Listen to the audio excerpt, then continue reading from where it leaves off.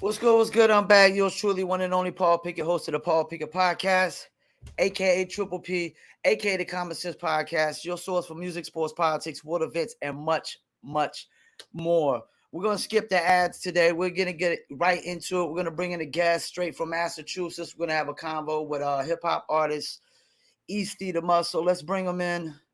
Let's do this little double screen real quick. Bam. What's up, What's good? brother? What's good? How you doing? Simmer down. I'm Oh, doing I got good. a dog too. I got a dog too. I know how it is. Oh yeah, she'll be talking the whole time. Yeah, mine might But try to jump in my lap here in a few, knowing her. Um, she'll probably settle down in a minute. She'll just probably come up next to me and just sit right here for a while. it's all good, man. Dogs are welcome, man. You know, we love dogs over here, man. Hell yeah. Do I gotta turn the music in the back down? Is that too loud? I don't really hear it. All right, perfect. I How you doing? I'm doing good. How about you? Making it happen. Another O- day. Can't complain. Nobody Okay. listens anyways. Yeah, I know that's right. I like to start differently than most people. Like Easty the Muscle. Is that your first rap name? No. No, Let's no, go no. with it. Let's go with the first rap name. I like to go with the name before the name. All right. So back um shit. I was in eighth grade, seventh grade. I was in seventh grade. Okay. Um, and this kid came up to me. I was the new kid in school. And I was wearing an ACDC shirt. And the way the kid came up to me, it was like gym class or something. And he goes, what are you, some gothic kid or something? I was wearing all black basically, but it was an ACDC shirt. And I was like, no. And he's like, well, what are you, a rapper? And I was like, yeah, sure, fuck it. So You he, say, yeah, fuck it. yeah. So I mean, I always had I mean, when I was in like fourth grade, fifth grade, I was writing a novel. So I always had kind of Okay. like a little bit of an imagination. Yeah. Um, so um, that kid ended up playing on my basketball team. The team we were on was called, or the sponsor for it was one of the town councilors. Uh-huh. So we had this big banquet at the end of the season, and a bunch of the kids uh, came up to the table I was at, and they're like, "Yo, I heard you rap. I heard you rap. You got to rap. You got to rap." So like, I kind of just pulled something out of my ass, and I mean, seventh grade, it was all right. It wasn't nothing crazy or anything, but this Yeah. kid that was a few years older, he came over, and then he's like, he heard me, and he's like, all right then. So he's like, what team are you on? And I'm like, oh, it's the counselor's team. And he's like, that's who you are. He goes, you're the counselor. So So that was your first rap name? first rap name was the counselor. You know what's Um, crazy about that? J. Cole's first rap name was the therapist. that's crazy. So a counselor, therapist, it's kind of like the same thing. So you got your first rap name from somebody else. Pretty Like much, giving it yeah. to you. Yeah, yeah. And you But said oh no, go ahead. and I think you said something about like the first rhyme wasn't all. I don't think nobody's first rhyme was really all that. I No. think everybody tried to pull a rabbit out the hat, the first time, right? Yeah. Yeah. And I'm at this banquet. It's all seventh, eighth, ninth graders with me, and all their parents. So I'm trying not to. I got the parents in the background, so I'm Yeah. trying not to be like, you know, that type of kid that's like out of line. I guess I don't know. So how long did you run with the counselor? Um, till uh freshman year of college. So That sounds like a guy that's definitely trying to preach to people, the counselor. I know, right? And I didn't even spell it like you spell counselor. I like made up Yeah. my own spelling. It was Yeah. MySpace days. MySpace was Oh big yeah, back then. yeah, yeah, yeah, yeah. So I spelled it with a K. There was a 3 in there. Um, but I kind of like I wrote that for like I started recording in eighth grade, like the end of eighth grade. So um, I did my initials are Dre, DRE. Okay.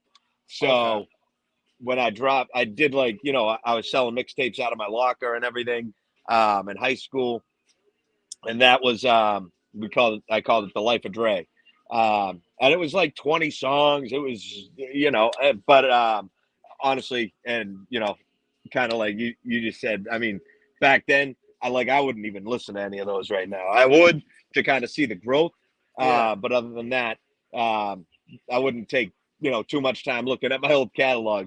But I got to I got to college, and one of my best friends from middle school, he was like the first kid when I was the new kid in class.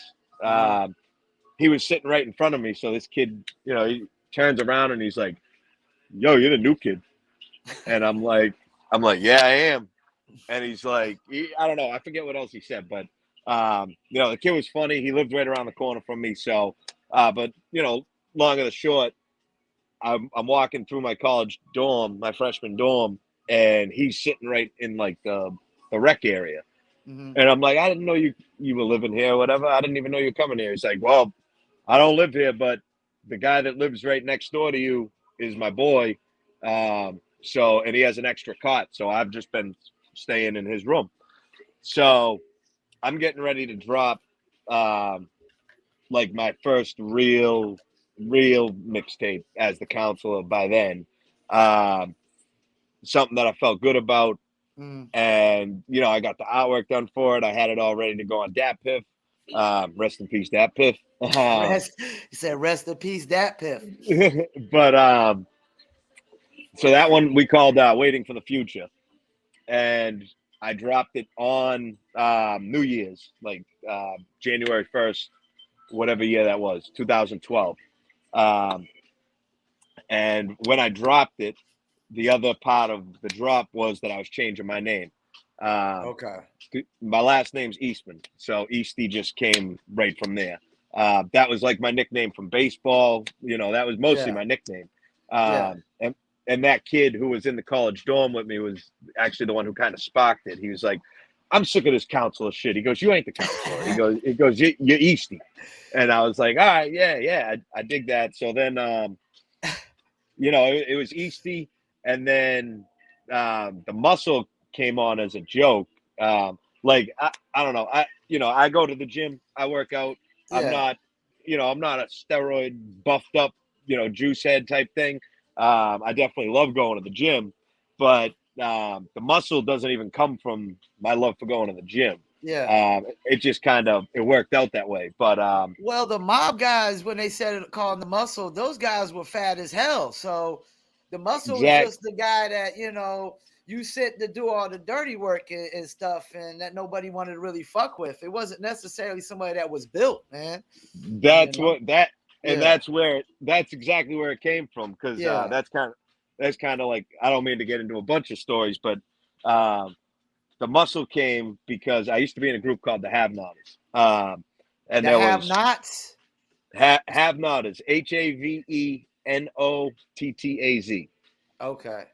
and there was the name came from my boy Nibs. Um, he loved it was a Shakespeare quote. There are those that have, and there are those that have not. And Okay. the have notters was we don't have nothing. We got drinking problems, we got drug problems, we got this, we got that. But the one thing we do have is music, and we can do Music. that together. Yeah. So, so fast forward, I'm in the group for 6 months. Actually, speaking of Nibs, so my boy, this is where the muscle comes in. So one of my boys was dating this chick, and she started cheating on him or something. I kind of forget, but then my boy Nibs hopped in, and this was like, Facebook beef. Like my boy Nibs is going at the kid that Facebook beef. Yeah. yeah. So like he's going at the kid that she's cheating with or whatever. They're going back and forth, blah blah blah, on Facebook. And this is the day we got a show. I'm picking up Nibs in Fall River, and we're going down to Providence. We had a show that night. So the kid goes, "Yo, I see you got a show tonight. I'm gonna come down there. I'm gonna come down to Providence." Da da da. So I go over my boy Chuck D's. He lived in Rockland at the time. Rest in peace, Chuck D's. Um, but I go over there. Chuck and my man Sam Cook are over there, and they're drinking, they're having a good time, whatever. I go over, I have a drink or two, and they're like, "Yo, you ready to get in a brawl with Nibs tonight?" Because I love Nibs, and he can fight, but he's not the first to throw down. He'll fight when he Yeah, needs to. He definitely will. I've seen it. yeah, But it sounds like they're bringing a crew down, and it's just going to be me and Nibs out there. So I look at Chuck D's, and I go, I just look at him. I go, they don't call me the muscle for nothing, or something like that, or for no reason or something. And he looked at me. He started cracking up, and it stuck. yeah, So then I was Easty the Muscle on Instagram, on Twitter, on everything. But I didn't rap as Easty the Muscle. I was just Easty. yeah, So then I added Easty the Muscle, kind of when my boy Sean Mikes, Sean, yeah, yeah, when yeah. Sean brought me into Mass Made right here, Mass Okay. Made. So I went with Easty the Muscle then, because if you look up Easty, there's 15, 20, 30 Easties. So I needed to Okay. stand out a little more. And now that I've been in the gym, I'm definitely in better shape than I used to be. So it kind of stuck a little bit more, but now it's just. But that was the whole point, like you said. I'm glad you picked up on that, because it was always Yeah. like, no, I'm just the muscle. I'm the henchman. Yeah. I'll do what Yeah, needs to yeah, get yeah, done. yeah. Yeah, that's how I was taking it when I, saw the name. I didn't take it as just like a bodybuilder. I was like, oh, he's the guy that, beef goes down. This the first one over there probably getting down and whatnot. And your story is similar to mine. It's like it seems like you didn't really choose the rap. You kind of peer pressured into it. Somebody is like, yo, I heard you told somebody you rap, but you didn't rap. And then it's like, I heard you rap, so now you gotta rap. Kinda. And that's So what it part seemed of it. like. Yeah. So part of it too was my boy, protege. He was in my 7th grade class. He was the only kid in school that rapped at the Yeah. time. And I had heard his music, and I dug it. I was like, yo, he used to go by Little Free. And he used to have, like, I remember 7th grade, that fucking Cameron song. I remember Suck It or Not. Uh, there's so many Uh, it, Dipset it, joints. it was when he dropped the Killer Season movie. Um, I don't remember that one specifically. so, but it was a hot beat at the time. And Yeah. my boy protege, he's Little Free back in the day. He's this short kid, skinny kid, You and said he's Little wearing like Free? You said Little little, Free? yeah, like Okay. Little Freestyle. Okay. Um, Okay. and he just shortened it down to Little Free. Okay. But you know, he went over this Cameron beat, and that was the first song I heard from him, and I was like, yo, like Brendan, you're fire, bro. And he had the studio in his room. Like, we used Uh-huh. to record on the fucking. We had the desktop computer that was huge, and we had like the little mic sitting right in front of it. And he hits record, and you're sitting right in front of the computer just rapping. You're not, And then obviously he built it into more of a studio, but basically, like I said, I knew he rapped, and I was like, I kind of want to align myself with him some way. And then this kid comes up to me like my second week of school or something, and says that, and I was like, I guess in my head I'm like, You're on the this is spot my opportunity. now. Yeah, you Yeah, I'm put you like, on the spot now. this Yeah. is my opportunity. Yeah, fuck it. I rap. Fuck it, I do. And And I mean, I had already fallen in love with it before then. Like, even before I went to that school, like I probably, that was when like G Unit was big, everything like that. So, I had the G Unit sneakers, I had the hats, I had yeah, like a couple different G Unit t-shirts. And like, I mean, it's gonna sound stupid because I'm bald now, but like I used to wear a fucking a Jordan do-rag. Like, it uh-huh. was just one of the skull caps, and Yeah. I had the G Unit hats, and I was always like kind of like matching and everything. Now it's funny. I say I was matching back then because like now I don't really pay attention to it from like obviously I match, but like Yeah. I'm not like going out getting the new sneakers just to get the hat to match the, so I have this weird fucking turquoise color or something. That's cool. It's just not what I do. I stick with what I know. I think everybody gets like that. Younger days, you all trying to match from head to toe. You get older, you just want to dress comfortable. I think when you get older and whatnot.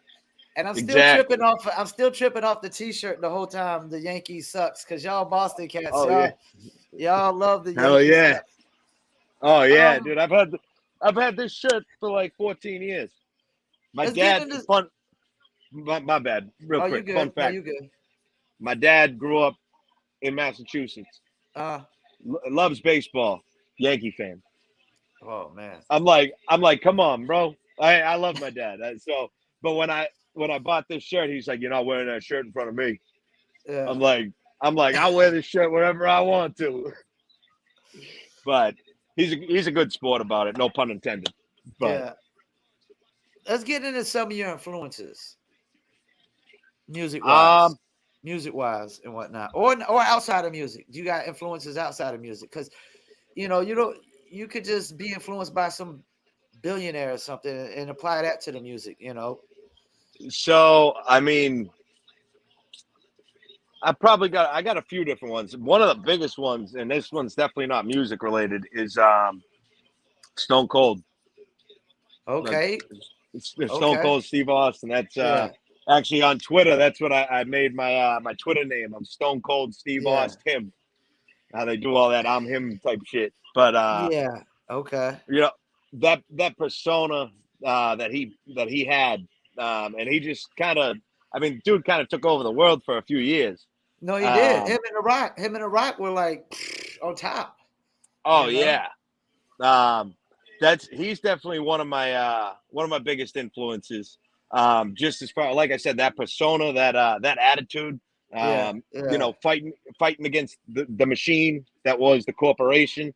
Yeah. Um, Yeah. He did have WWE issues he was fighting against as well. Yeah. well, even just as part of the storyline, always fighting with Vince McMahon. Yeah. Yeah. Um, That's what I'm talking about. The WWE issues he had trying to because that's the thing. Vince, Hulk Hogan was always put on this pedestal, and you look at Hogan, he was so basic, man. He just did a leg drop, and that was it. I mean, he wasn't doing like what Stone Cold and The Rock were doing.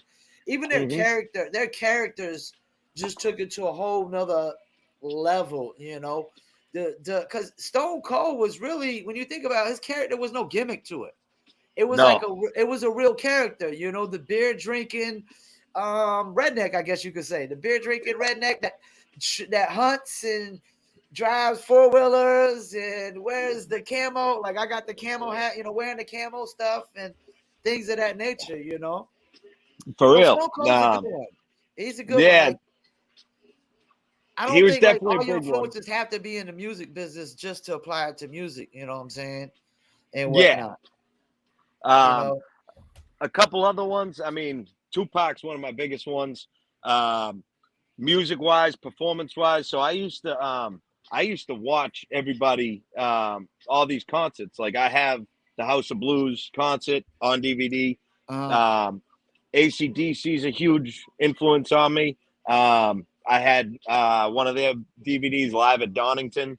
Uh, so as far as like performance wise, because I yeah. mean, I love making music. I love performing in front of a crowd. Well, That's that's what it's about. That's what that it's about. that's like my favorite shit. Like, and I know people. Nowadays people, they got the tracks behind them. They don't really rap over them. They just, it's kind of like they're just playing the music and they're having a good time with the crowd. Um, Yeah. I like to perform, get the crowd involved. I'll get in the crowd. I'll jump down there. I'll get everybody involved. Um, and that kind of comes from like watching different people over the years. And obviously now I'm not a huge fan of him now, but when he first came out, like Machine Gun Kelly, I saw like a few of his shows, Uh, and like dude's climbing up the light poles, he's yeah. flipping upside down in the Middle East, hanging off the sprinkler pipes or whatever. So Yeah. I was like, yo, that shit always got me. Um, But like as far as like actual music, I'll be honest, it's a lot of people around my way. Like before the group was the Have Notters, they used to be a group called LEG, League of Extraordinary Gentlemen. Before that, they were Okay. Disciples of Ill, DOI. Um, there's this dude that's a handful of years older than me, hands down. He's been going since I was probably in middle school. Yeah. He used to do the airbrush T-shirts, and I remember Yeah. I bought this one back in the day, and it was I mean I'm 5.5 feet. I don't need to be wearing no 2XL, 3XL, but he had this big old 2XL shirt said Legal Hustle all sprayed on it. It was like one of my favorite shirts for a couple of years. Yeah. Um, a lot of those guys were big influences. Slane was a big influence because he was from out this way. Um, Obviously, Method Man, DMX. DMX, huge influence on me. I love DMX. I was big into the game. Um, 50 for a while. I kind of got away from 50 when they I had that still beef. love 50 though. I still love 50. He doesn't Oh, I rhyme just over a whack beat ever. No, I just went and saw 50 last week, Yeah. or 2 weeks ago, whenever he was up in Mass. Yeah. I like now I'm like, why did I ever not like him? Because it was basically when him and Game were beefing. I was You like, chose the side. You chose the side. oh Yeah. yeah, yeah, because I was like, 50 Cent's not dropping 300 bars like that. Like, because Game did the 300 bars, he did 120 bars, he did 240 bars. I'm like, yo, this dude can just rap and rap and rap. And like that definitely all those 300 bars, all those not Yeah. I actually like you ask Sean, you ask anybody around here, that's my famous thing. Like I'll just write verses for like Yeah. 32, 64 bars, and Yeah. like I just write with no hooks. And now I'm doing hooks. I try to branch out a little bit. I actually like so before I took like a couple of years off, um, partly on my own by my own I don't know, by my own doing, I guess. On accord. On Partly, accord. Your own yeah, on accord. my own, kind of like a little bit mutual. Yeah. You know, um, my ex, she didn't really see she didn't see the value in it. So it's kind of always like a little bit of an issue. Whenever I'd try to be doing music, Yeah. I'd do it a few times, but it wasn't what I wanted to be doing as much as I wanted it to be Can I doing stop it. you for a second? Yeah, Nobody ever sees the value in music until it's making money. that's very true. It, it's Um, it, it's like your parents would be like that, like when you're trying to first rap, like you're never gonna make it. But when you start making money off of it, then it flips. It oh flips yeah. totally. You know. Um, but like, so when I came back with Sean and everything, um, I was kind of like, well, I want to make the music that I want to make. I want to do it right. And, I need to add some different, I can't just make a whole album with no hooks and just Oh yeah, straight yeah, bars yeah, the whole yeah. way You can't. through. Yeah, you can't be 60. Yeah, So I basically, I mean, some of my boys are incredible with the hooks. yeah. I'm working my way there, but I'm also like at the same point, I don't want to have a feature on every single song on my album just to have a hook on the Just album. to have So a I'm hook. like, Yeah, so I had to learn it myself. I'm like, you I gotta have step to up the hook game. Yeah, exactly, and I think I've done that, especially with the music that I'm working on right now. Um, it's definitely more. I don't want to say it's pop or anything because it's not pop. I'm still rapping in it. The verses are definitely rap, but like I'm definitely branching out a little bit, singing a little bit more. I don't even know if you can call it singing, but you know, trying different styles, trying to be a little more versatile. versatile. Yeah, yeah. So how would you totally define your sound right now? Um, it's easy to define my old one. My old one was angry. I was always angry. Angry. I Okay. I was drink I was drinking back then. I was doing a lot of other shit, so um, I was having a good time, but I was just kind of always when I was rapping, I was rah rah. You were I mean, I Buster got Rhymes. You were Buster yeah. Rhymes. Row, row like a dungeon dragon. Well, and like it still happens, but like when I rap, I got the Yeah. veins popping out and Yeah. everything. You can see like like I mean, underground music is big influence on me too. So like that Vinny Paz shit, that R.A. the Rugged Man, Yeah. all Yeah. that shit. Um, so now I'm definitely calmed down in the music, Uh-huh. and I'm trying to the sound I'm going for. I'm trying to have my own sound.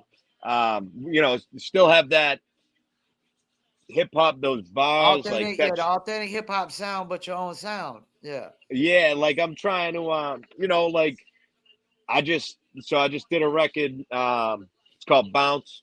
It's probably be out. I don't know. I want to do this one right because this one, if I do it right, this one's gonna go. Um, so I gotta figure out the video for it. I got one of my boys. He's gonna do the visualizer. We'll do a video. Um, so that one is almost like how would I describe that one? That one, like the beat is almost like a tiger beat, Okay. um, which is way different than most shit that anybody ever heard me on. The verses are um, maybe kind of like on like maybe some Jada or some Styles, like P, Okay. kind of like Okay. still coming with that rugged. I got the rugged voice, but I'm also like Yeah. I'm spitting game at these girls right here. So I, like, it, I've always said cats could do that. Like people put themselves in this box and they feel like, well, if I do this, I'm gonna sell out. You don't know really till you try. Styles P didn't want to do the what is it? Locked up. They won't let me out. He didn't want to do that. Out. Nobody was disappointed. It was still rugged. It was still raw.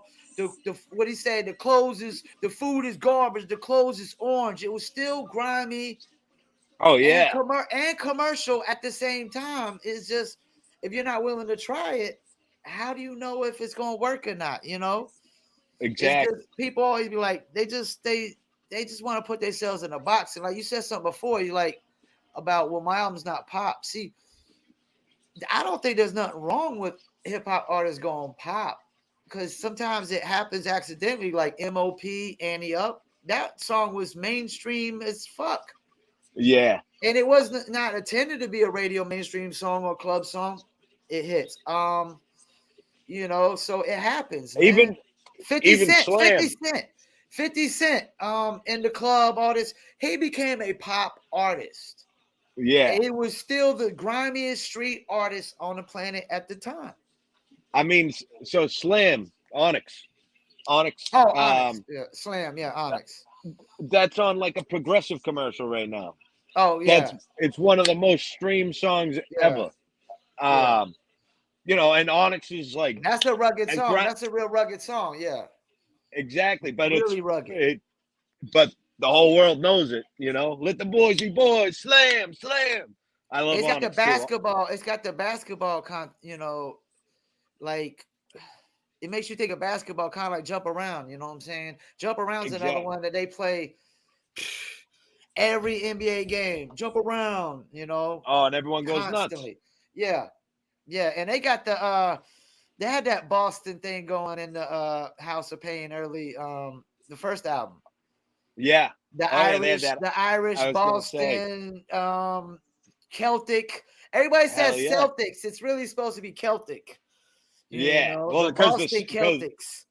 I was gonna say because the Celtics themselves, Yeah. they fucking changed it a little bit. Because I remember when I was like 4 or 5 years old, and I seen a Celtic cross, and I Yeah, was yeah. calling it a Celtic cross. I'm like, Dad, why is this a Celtic cross? It's not green. And he's like, No, no, it's a Celtic cross. It's Irish. He goes, You're Yeah. Irish. You got to know this. It's You kind of know? like the how we call Genghis Khan. His real name is Genghis, not Genghis. That's what really kind of goes on. We pronounce everything wrong. Totally That's everything America wrong. for you. Yeah. Local scene. What's the local scene like where you're at? Is there any real opportunity out there? um. So I mean, in my immediate local area, I'm in the South Shore of Mass, so Mm, I live about 10 minutes outside of Boston. okay. Um, there there is like the scene's kind of popping, but it's still like when I was growing up, it was like crabs in a bucket mentality. Okay. Um, you know, Everybody like trying to we climb over each other. Yeah. To get exactly out. Yeah. like for a while, like slang and terminology were like they were basically the top two dudes as far as rappers go, Oh and it yeah, I wasn't forgot like they terminology. Who was the other one you said? slang. Slain. Okay. I'm not so familiar The with him, but I remember I got dropped from terminology back in the days. So I know how you know Slane. You seen the town, Yeah. the driver. The heavy set cat. Yeah, that's Slane. He's been in Simmer a lot of down. movies. He raps. Yeah. He Oh, raps. dude.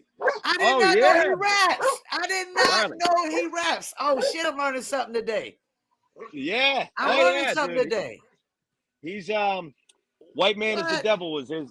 Yeah, White Man is the Devil was I his. did Is not his know shit. that.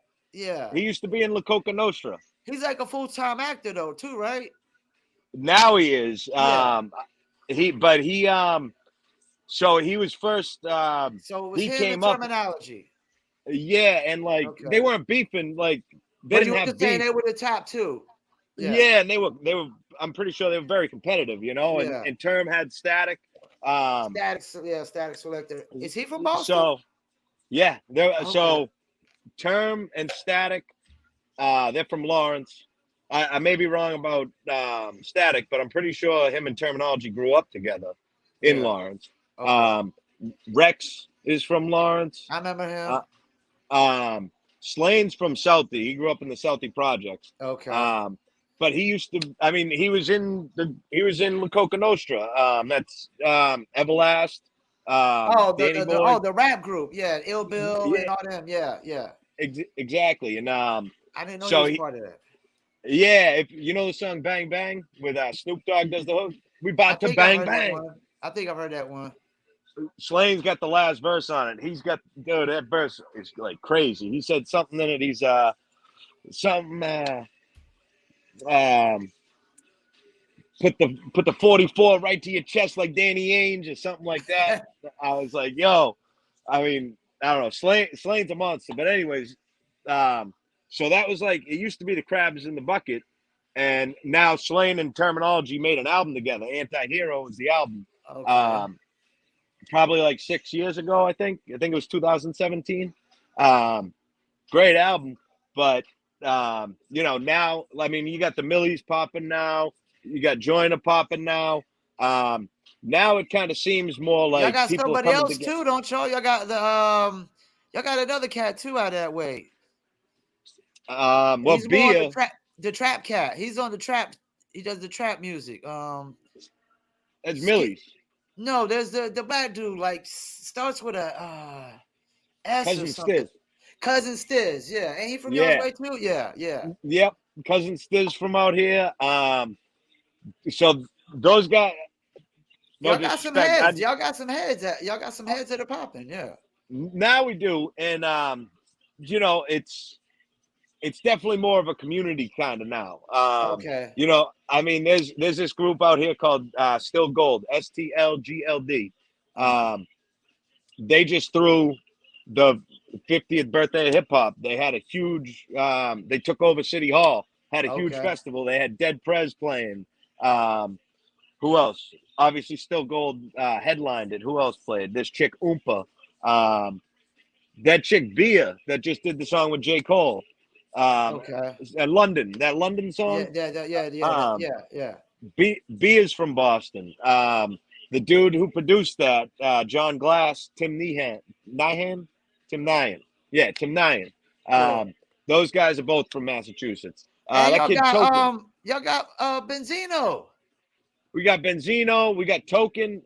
Token's that he's the little white Big kid. Shug, Gangsta. Y'all had Guru from Gangsta. Y'all had a lot of Fuck yeah. names. What? Oh yeah.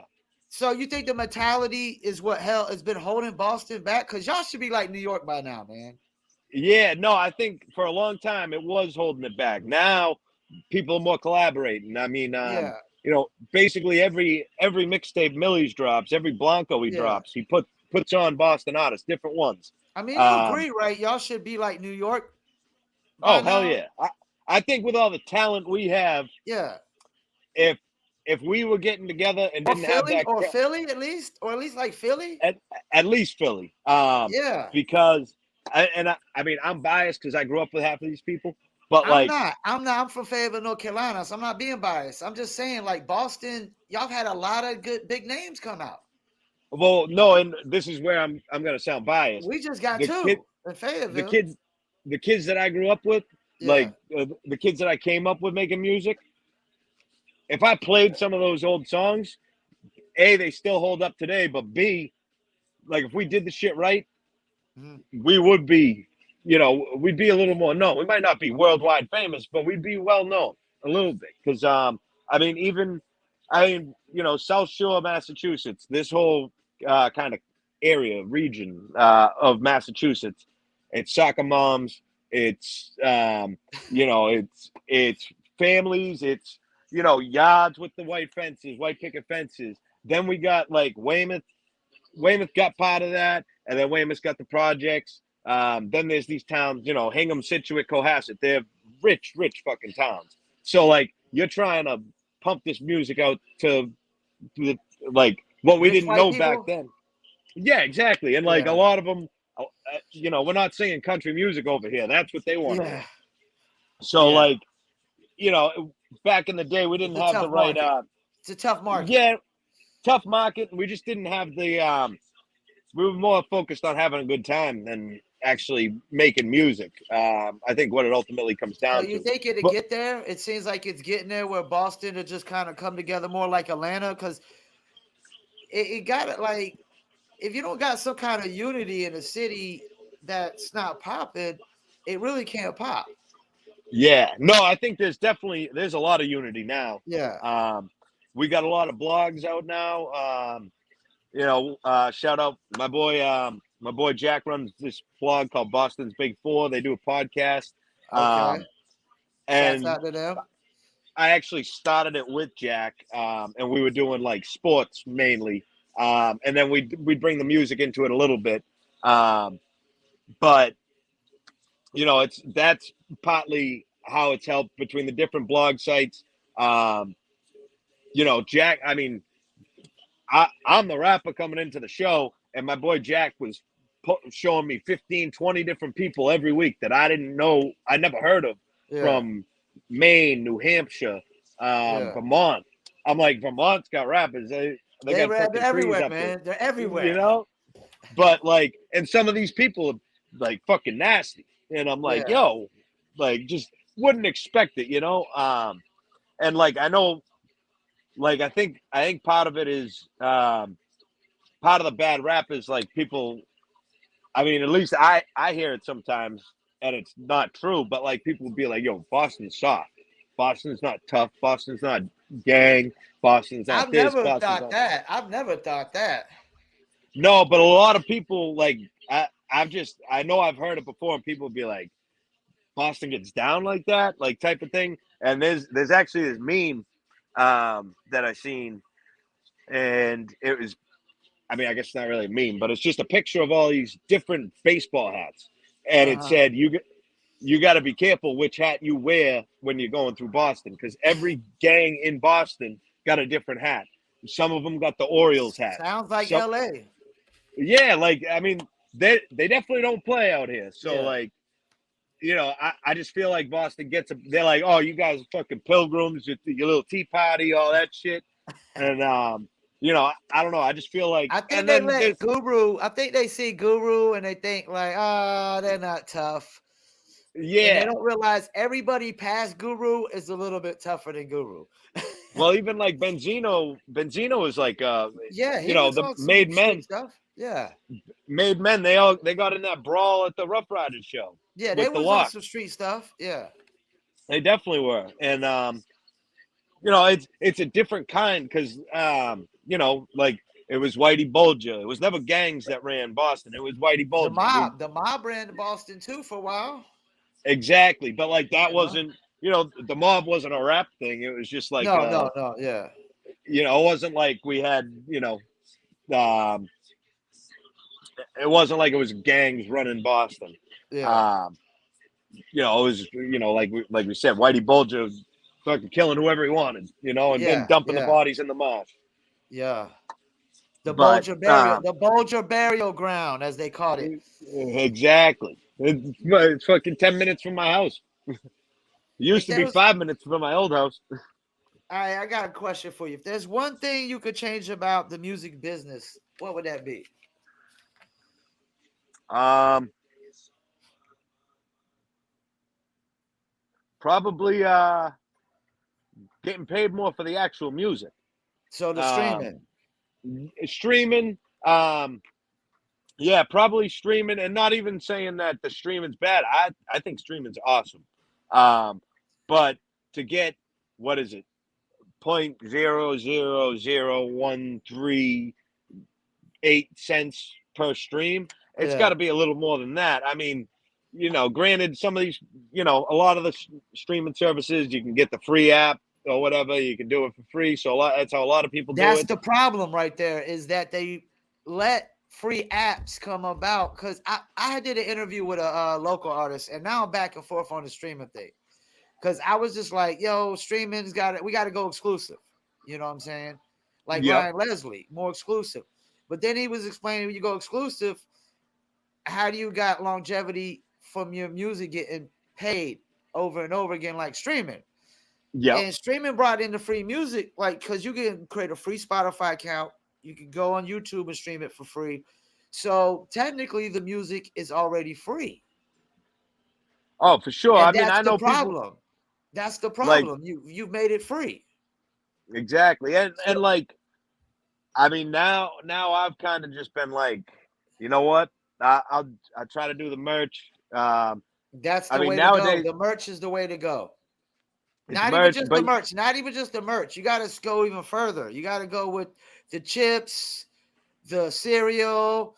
There was an artist I was talking to, said he got a song Blueberry Pancakes. I'm like, all right, you got a song Blueberry Pancakes, but are you selling a box of Blueberry Pancakes with your face on it? With your face on it, because those pancakes will sell the song, and the song will sell the pancakes.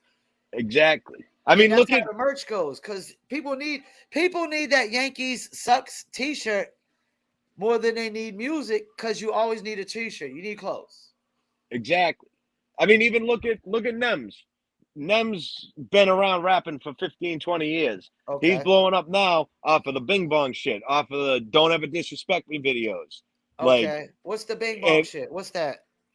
um, so like last year, 2 years ago, it started going viral. Like the Knicks picked it up. So Nems is from Coney Island, Uh-huh. um, and he came up. He was doing oh, what's that fucking?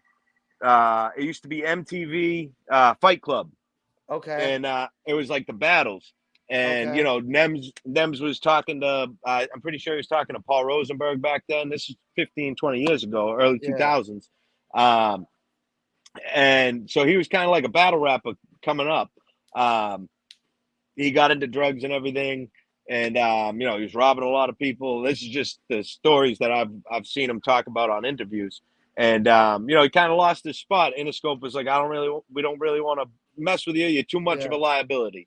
Um, and you know, he went to jail. He came back. He got clean, but he's got the merch. His brand is FYL, fuck your life. Okay. Um, Fuck your life. Okay. yeah, and like, and it sounds negative. It is negative, It does sound negative. It does sound negative. but he'll be like, so he does these videos. Um, he chills at Coney Island. He owns his own store in Coney Island for his merch. All these shirts. Actually, this is one of his hats. No free shit. And Okay. that's the G with the gorilla hair. Okay. Um, so yeah, I thought there was an FYL on there, but so he's about to drop an album with Scram Jones and Okay. Paul Rosenberg. Well, So Paul Rosenberg just signed him to, it's like Gorilla Records or Silverback so Records or what is something. the Bing Bong thing though? So Bing Bong is just like a thing that he said. It went viral. It was like a It's video. just the same. It's just the same, kind of like that part. Yeah, like he's like fuck your life, Bing Bong, and Oh, like so it's like that. It's like forget about it. Exactly. And Forget like, about it. but it went viral because like he did it in Coney Island. They have the hot dog eating contest, and they did Okay. like there's this group called Side Talk NYC, and these Sidewalk Talk or Side Talk Yeah. NYC, and it's these two dudes that do like quick interviews where they're going up to people on the street, and they'll get like 5 seconds of one clip, 5 seconds of another, and they put it all together. And so Nems was like, you know, he'd be talking shit to people in random interviews, and like he'd just be like he'll be like, yo, don't ever disrespect me coming over here looking like a bowl of Fruity Pebbles if somebody's got, you know, orange, green, fucking 10 different colors on. Or like something like that. It'll be like, don't ever disrespect me coming over here looking like, I don't know. It'd be like, dude, he just comes up with the craziest shit to say to people. Yeah. And he'll be sitting outside his store, and these people, he lives in Coney Island or he works in Coney Island. So it's all these people that like, they're kind of like looking crazy out there. Like, you know, they don't look normal. Yeah. They don't act normal. Some of them are fucked up. And like, he'll be like, you know, or it'll be dude that like one of them the other day, this dude, it was like the dude at the corner store, and he's like, yo, don't ever disrespect me having 5 bald spots on your head. Like, he just talks random shit and he don't care. Like, he doesn't care about it, whatever he says. But anyways, the Bing Bong shit. That went viral off the How Side did the Talk Knicks NYC. incorporate it? So after the Knicks won one of the games against Trey Young when they were beefing with Trey Young No, a couple years ago in the yeah, playoffs, Side Talk NYC was outside of the Knicks stadium, outside the Garden, and they were doing one of these interviews. And so this other dude says, "Bing bong, bing bong," and tried to steal it from him. yeah, And then the Knicks picked it up.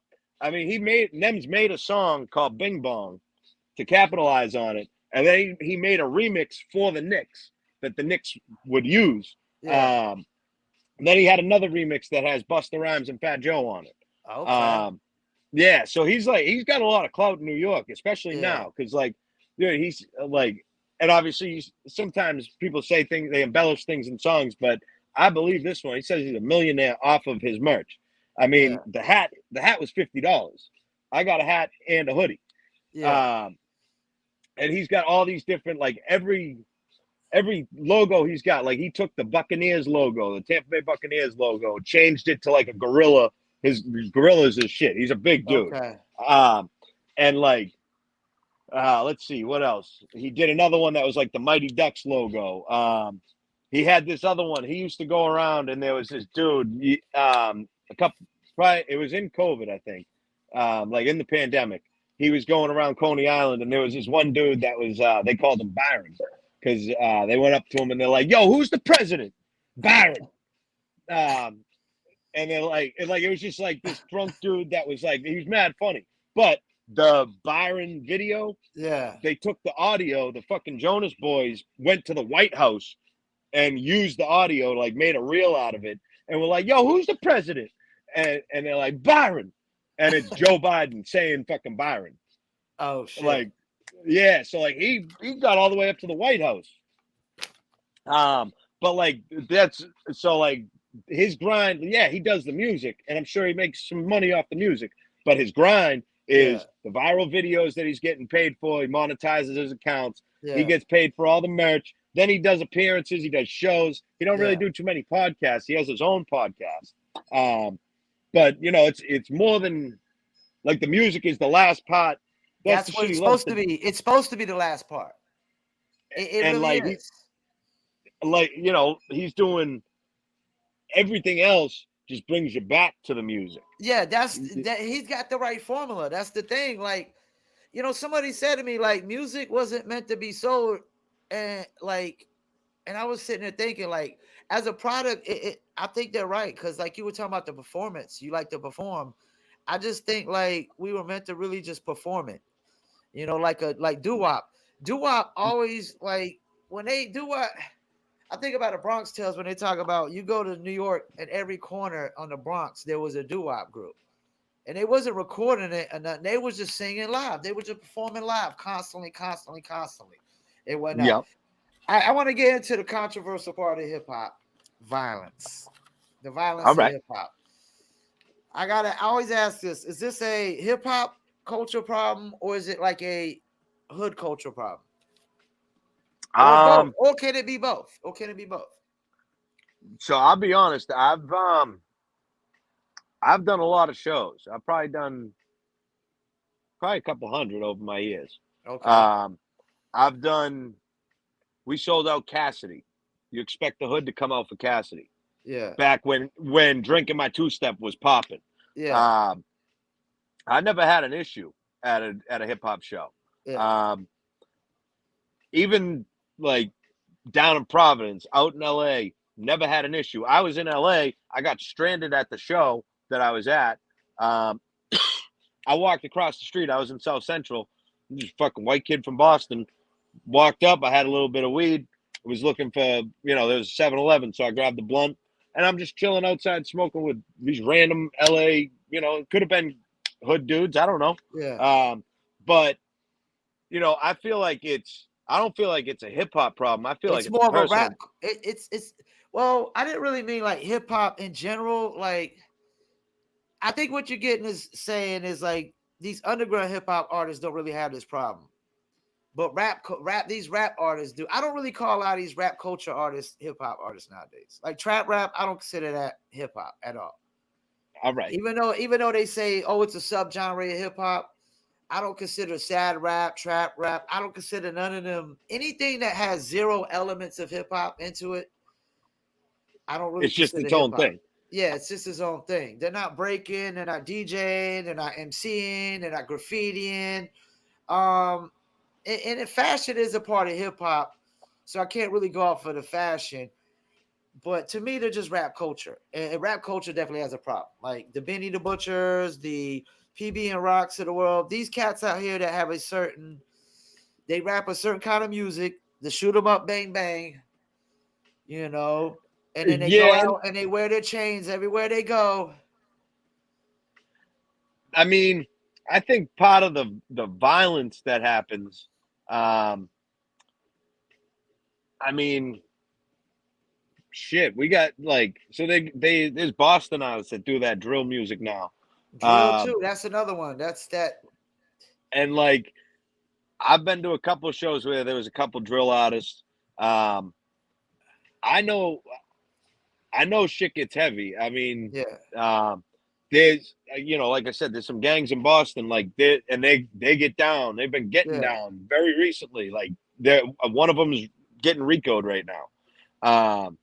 So like it definitely goes down, but I feel like and maybe it's more just like a Massachusetts thing. I don't know. No, I can't even say it's not a Massachusetts thing because there's so many venues around here that won't allow hip hop because they say it brings violence. But every show I've ever done, I never had.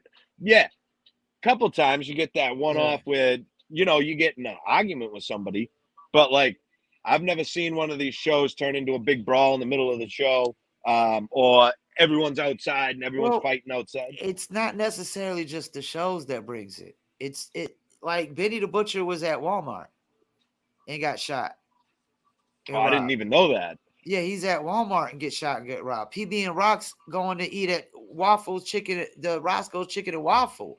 It's just the culture brings a certain element.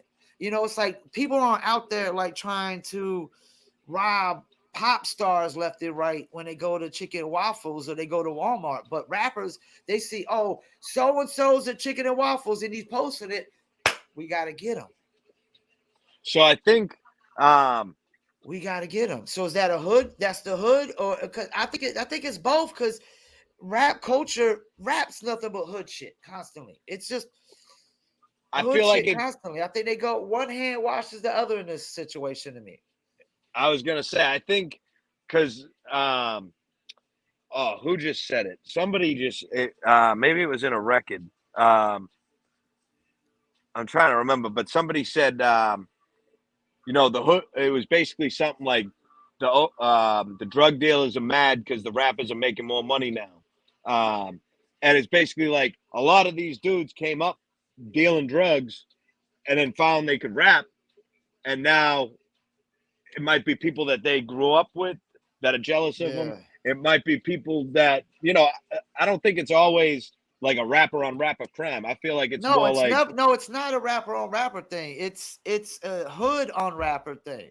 yeah, I was gonna say, I think it's like, Nipsey Hussle killed in his own hood.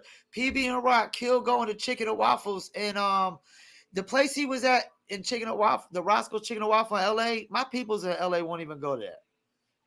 You know, like they old boy going to get cookies in Memphis. oh, What's my fucking Dolph.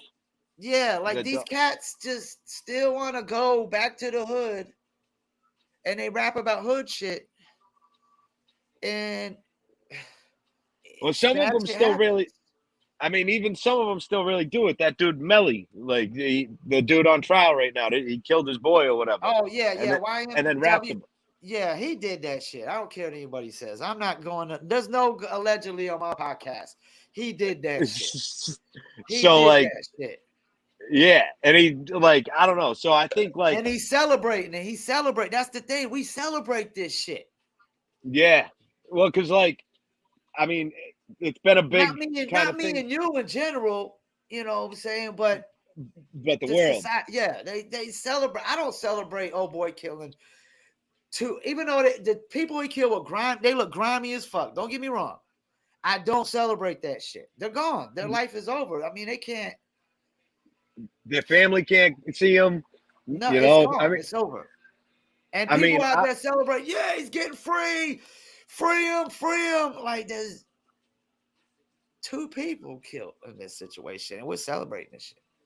exactly. I don't, you know, I mean, like, Could it be American culture? Because we we love do love mob. violence.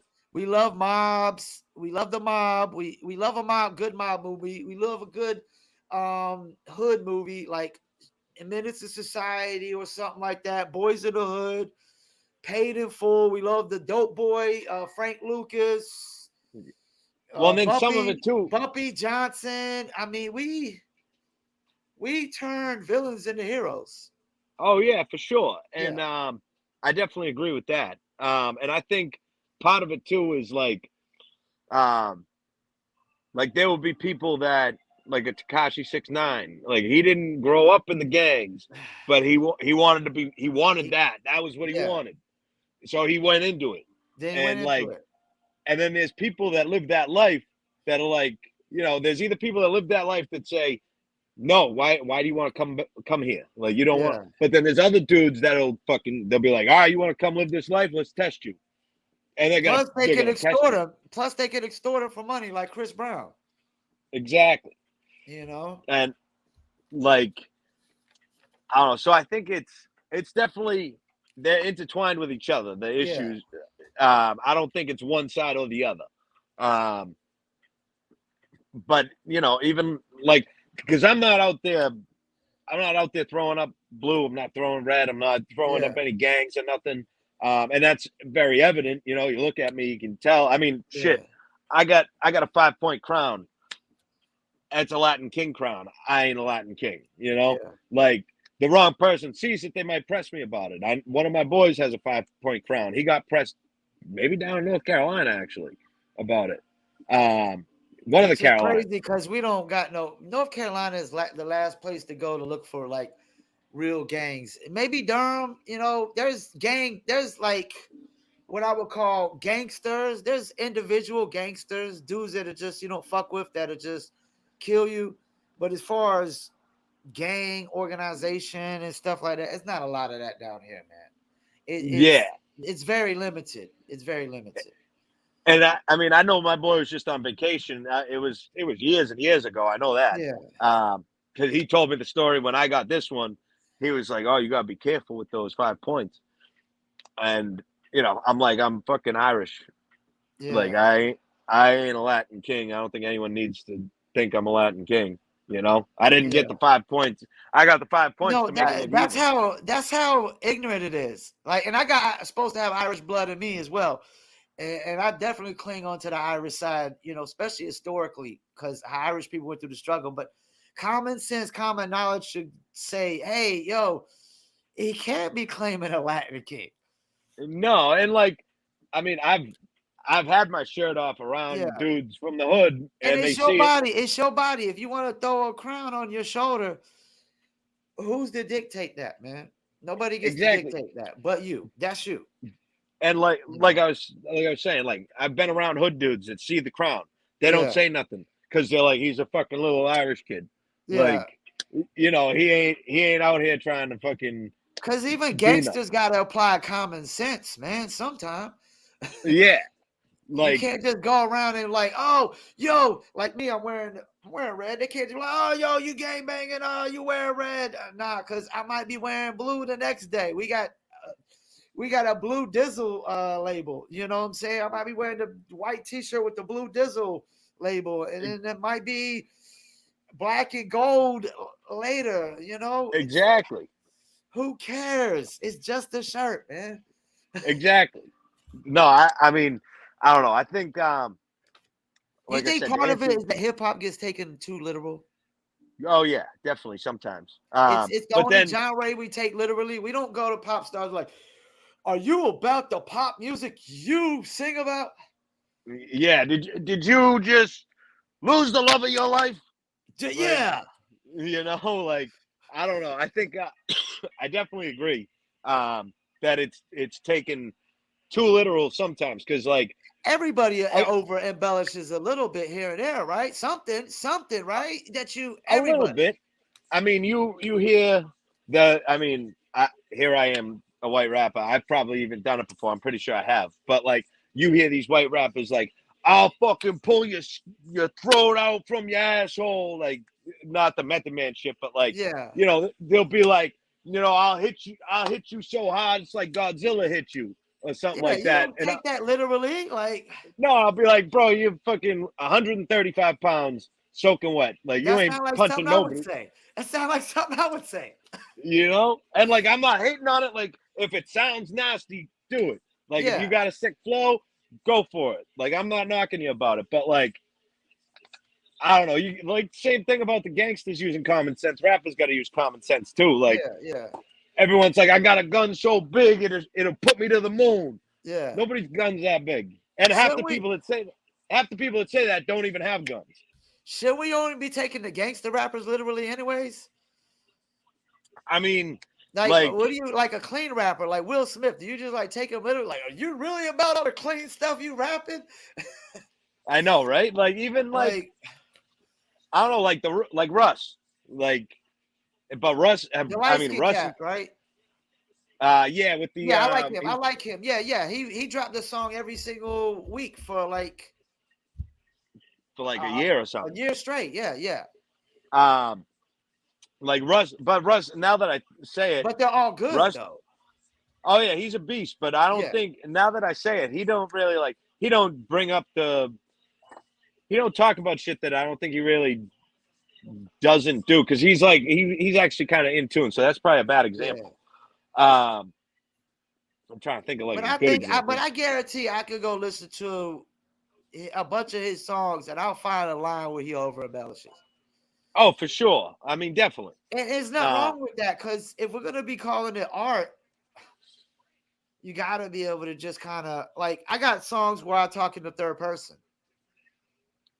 or I might be talking about describe like we got a song called Gangster, and I'm not one of the guys rapping, he is a gangster, and he's rapping from the perspective of he's the gangster. I'm describing what a gangster is. From the I get outside you. looking in, I'm like, this is what a gangster is. And then he rapping pretty much the same thing from the perspective of being a gangster, you know? Yeah, and that's And fire. yeah. And That's I'm the non-gangster and he's the gangster, and it works, because you get two different perspectives. And he's actually my rapping partner. So it's like, you get two different and you perspectives all the time. well, and you give that visual of both sides in the same Yeah. song. Because, That you got to have that's the fire. outside looking in and the inside looking out perspective for everything in life, man. You know what I'm saying? Oh, for And sure, whatnot. definitely. Yeah. All right, let's see what else we got here. Standing out. What would you say makes you stand out from other rappers? Um, my live performance. Your live performance. Yeah. Okay. I I don't know. There's something about when, and I know we said like that's what we're supposed to perform, but like there's just something about getting up on stage in front of 10 people, 50 people, 150 people. I mean, we had the Middle East sold out multiple times. I used to be in a band. We sold out the Hard Rock in Boston. Like I've been in front of the big crowds. I've been in front of the. I used to run an open mic that had probably 10 people there the whole night. You Yeah. know, but there's something about when I get the mic and I get up there, I'm there to entertain. I'm there Yeah. to give the people a show, whether they paid or they didn't pay. I'm there to fucking give them a show, and that's what I'm gonna do. Um, like I said, I grew up watching all these different artists. I have Bruce Springsteen, watching him perform, um, Jimmy Buffett, 50 Cent. I used to watch the Up in Smoke tour like Oh yeah, they had great once a shows. Great once a shows. week. Yeah. The what was it? Up in Smoke when Eminem had the jumpsuit on and he came out. Like I was Yeah. always like, I want to do shit like that. Like it was more doing the performances than it was the music back in the day for me. You remember Red and Meth came on the Hard Knock Life tour? They would come out hanging from the air, and they would have opening act. They would have freaking opening act hanging from the air, man. You knew that E- show was gonna be bananas after that every night, e- you know. exactly. And Red and Meth, Uh, man, I'm gonna tell you, the best performer I've ever seen live, Joyner Lucas. so I never seen him live, but I I've can. seen him live, and it was the smallest crowd he had in Durham on his first major tour. First major tour. Oh, the I was 508, in the 508 uh album. yeah, the one with the number. Yeah, the number. Yeah, Yeah. So he said, it was the smallest show. He sold out all his merchandise. And my cousin, it was like his first show ever, first hip hop show ever. He was like a kid in a candy store. I bought him a Joyner Lucas hat. He's up there watching the show. I'm in the back, because I'm a different kind of person. And I'm in awe of like how many people know every single word to his songs. And he raps fast. He doesn't have a radio hit. It's all internet records. I'm like, every single person. It's white people, black people, Hispanic people. It's so much diversity, no hype, man, nothing. And he's like you said, it won't know like they be rapping like, yo, I'm chilling. Or they be like, they only say the last word, chilling on the block. No, hot. No, the spot. He was just no, and it's like wow. And I'm just like zoned out, man. I seen the Karis one perform, and it was like nothing like this. It was nothing yeah, like this. So performance is everything. Because Chris Roker, my mentor, his dad always said, "We're not in the music business. We're in the entertainment business." exactly. Where what if you're only in the music business when you just record music and that's it. Yep. Once That's you what want I to, once you want to get up there and rock the mic, you're in the entertainment business. You got to put on the I show. You can't just get up there. Some dudes just get up there and they just. Back in the days, we would just get up there and just rap. We wouldn't even move. You just be standing in one spot and just rap and wouldn't even move. And it's like, whoa. oh And my shit. I can't stay still. yeah, Like you got to be all over the place. You got to be all over the place. we did we did a show, Mass Made. We did New Year's Eve. I fucking jumped off the stage, jumped in the crowd, rapping with the crowd. Like, that's what I love to do. I love to get other people involved. My, one of my I don't want to say like trademark things, but if you come to the show, you're probably getting wet because Okay. I got the water bottles and I'm throwing because I'm sweating. I know Yeah. these people jumping around are sweating. It almost got my ass beat one night. Speaking of violence, It's funny you at a say joke. that because Cardi B had a situation with the water.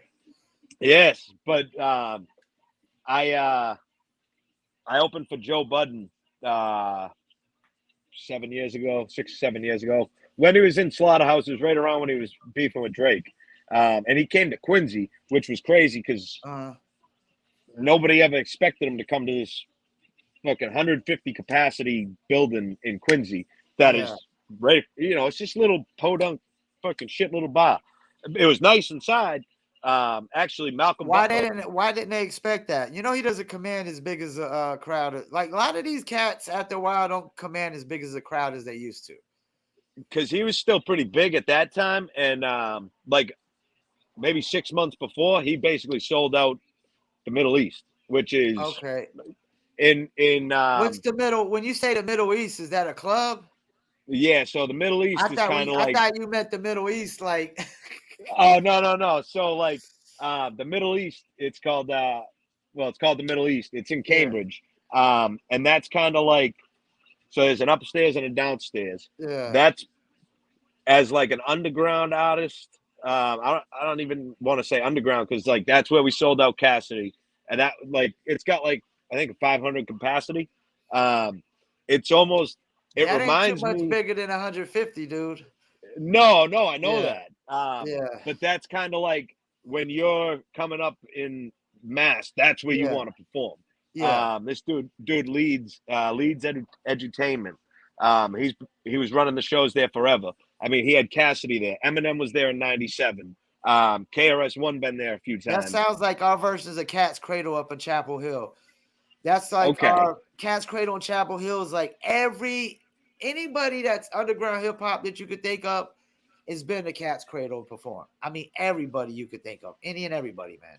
Yeah, because we had like, I mean, I just seen Onyx and R.A. the Rugged Man there Okay. 3 months Yeah. ago. Speaking of performers, I don't know if you ever seen RA perform. RA is one of Yeah, I've the dope. not live, but I've seen video footage of him. He gets down. He been going strong, Uh, long for a he while. Bro, he came out. It was Onyx's. It was the Back the Fuck Up anniversary tour, I think. Yeah. Whatever tour they just finished, but it was them and RA, and RA performs. Onyx comes on. I love Onyx too. I've seen Onyx a few different times, but RA came out and was amongst all of us, just chilling. Like he's a man of the Yeah. people. Well, But anyways, just to jump back to the Joe Budden show. So I threw the water, threw a couple bottles of water, and my boy, again, rest in peace, Chuck D's. He comes up to me after. There was a group of chicks, group of dudes, and I got the chick's hair wet. oh my god. So it was a handful of black dudes, black chicks. I got their hair wet. I didn't mean to. I mean, I was just having a good show. Yeah. And so my boy Chuck grabs me. He's like, "Yo, these dudes are gonna fuck you up. Like they've been eyeing you." And so I go outside. I'm having a cigarette, and he one of the dudes comes outside or something. And I walked right up to him and I'm like, "Yo, I'm sorry. Like, I didn't mean nothing by throwing the water. Like, I was trying to have a good time." And dude just stopped me right in the middle of my apology. He's like, "Yo, bro, if you weren't so good at performing, we were going to fuck you up." He goes, "But you fucking killed that. So we told those bitches, shut the fuck up." And like, but that was just like one of those things that I was like, yo, I guess you never know what's going to happen. Cause like, Malcolm Butler, dude who intercepted the ball on the 1 Oh yard yeah, line in the the Super Bowl. football player. Yeah, football player. Yeah. He was at the show. He was Oh, right okay. next to me. He was in the VIP section. And the last joint that I did, or right before the last joint, I did this a cappella and it ended and I gave him a shout out. So I dropped that line. Everyone, oh shit! It was an a cappella, so they hear every bar. And I get off the stage and I like saw him. My boy was like, "Yo, that's Malcolm Butler right there." And I was like, "Yo, bro." And I'm like, "Yo, you hear that last line?" He's like, "My man, I heard that last line." Fucking comes over, gives me a dap. So I'm like, "Yo, can I grab a picture with you real quick?" His fucking security, right as I said that, nope. He's in season. It was like training camp. He ended up Oh, getting in good. trouble at training camp for missing training camp. I'm pretty sure it's because he went to the fucking Joe Budden show. Belichick don't play with that. Oh yeah, Belichick. Yeah, Belichick ain't playing nothing. But that was just a funny little side note about the performance and everything. But as far as what stands out about me, I definitely think it's the performance. I got a couple more questions, and we're gonna let you shout out your social medias and any upcoming projects. This is a question I ask all hip hop heads. Somebody asked in an interview, and I was like, I had to add it to my list. The alien came down today, and you had to play one song that tells the story of hip hop or just represents hip hop. What would that song be? I'll give you a couple examples. The answer we got when I first heard this question was Biggie Smalls' Juicy. I didn't have an answer at first. When I thought about it afterwards, I came up with Tupac Old School. What more can I say? Wouldn't be here today if the old school didn't pave through it. Because he was shouting out all the old school names. But I thought the Biggie Smalls one was good too. It was all the dream. I used to read Word Up magazine, Salt and Pepper, Heavy D up in the limousine. You Yep. know? So you got a song that you would play for the aliens? I don't know if this would totally fit the criteria. But as a pure hip hop song, first when you asked the question, the first thing that came to my mind was DJ Premier and Nas. Nas Nas is is like like, Earth, Wind, and Fire. okay. Uh, Okay. Rims and Tires. Yeah, I don't know that beat. I just feel like if That's a I good were beat. to That's a good beat. No, that beat is dope. Yeah. the beat, Nas, Earth, Wind, and Fire, Rims and Tires. Early. I don't know. That was the first song that came to my head Yeah. because if I was gonna, if I'm sitting here next to the alien right here, I'm probably like, I mean, I'm gonna show him a whole playlist of songs, but that might be the first song I show him. Either that or maybe Golden Child, Raz Kass. That Okay. beat's crazy too. I'm a big Primo guy, obviously. So you went with the sound. Like I had a friend that said Mob Deep Shook once because it was the theme music all through the 8 Mile. Yep. And I was like, that's a good one because Mob Deep Infamous is my favorite album of all time. It's my number one album of all time. So I couldn't argue Okay. with that. But I just felt like there's songs that give them the alien like the feel like, oh yeah, this is hip hop. But then I kind of some people were going with like songs that described hip hop, and then some people went with like songs that make you feel hip hop. Like another good one was I thought Common. I used to love her. Yep. That's a good one. That really breaks down the timeline of hip hop. You know what I'm saying? And No, it definitely does. yeah, Yeah. I don't think you would run out of songs to play for an alien to find hip hop. No. Really, I don't think you would. I think you could play so many different songs, and they would probably get the hint because they're probably gonna be smarter than us anyways. Oh yes, hip hop, we got it. Yeah, exactly. But yeah, I think my answer is Nas is like. Okay. Before we get into upcoming projects, I wanted to ask you this one question. Massachusetts governor wants people to, if they got an extra room, to bring in illegal immigrant families into the household and sponsor them. What would you do that? What do you think people should do that? What do you think about it? You think they're asking a little too much out of people on that one? I mean the regular person, yeah. I don't think the Yeah, regular person can do that. that's what they're It- asking. They're asking just regular old people. They're not. This is the thing. Politicians aren't trying to step up to the plate and invite these people into their homes. I was gonna say you got Robert Kraft, like he's got a big ass fucking He house. You ain't. got No, it ain't Jonathan. happening. It ain't happening. Yeah, but He's not like volunteering. no, but like that's who should be volunteering theoretically, Yeah, because I mean Massachusetts is expensive as fuck. that too. Yeah. So yeah, You, y'all not the cheap. It's not no cheap fucking state. no, so now you're talking And about like then all if you're right, in so Boston, it's even more expensive in Boston, oh right? yeah. I So mean, if you're a so Boston family, you're supposed to just take in a whole family and take care of them for how long? yo, like a fucking studio apartment in Boston can go for like $3,000 a month. So like for a studio, like you don't You even got a definitely, yeah, washing studio machine. apartments, you can't even, that's the thing. Like, you ain't got no extra room, you in the studio. It's just not even nothing to negotiate.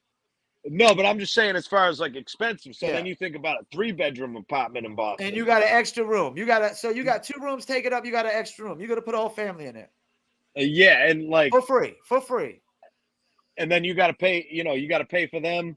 to eat. And I'm not against opportunity.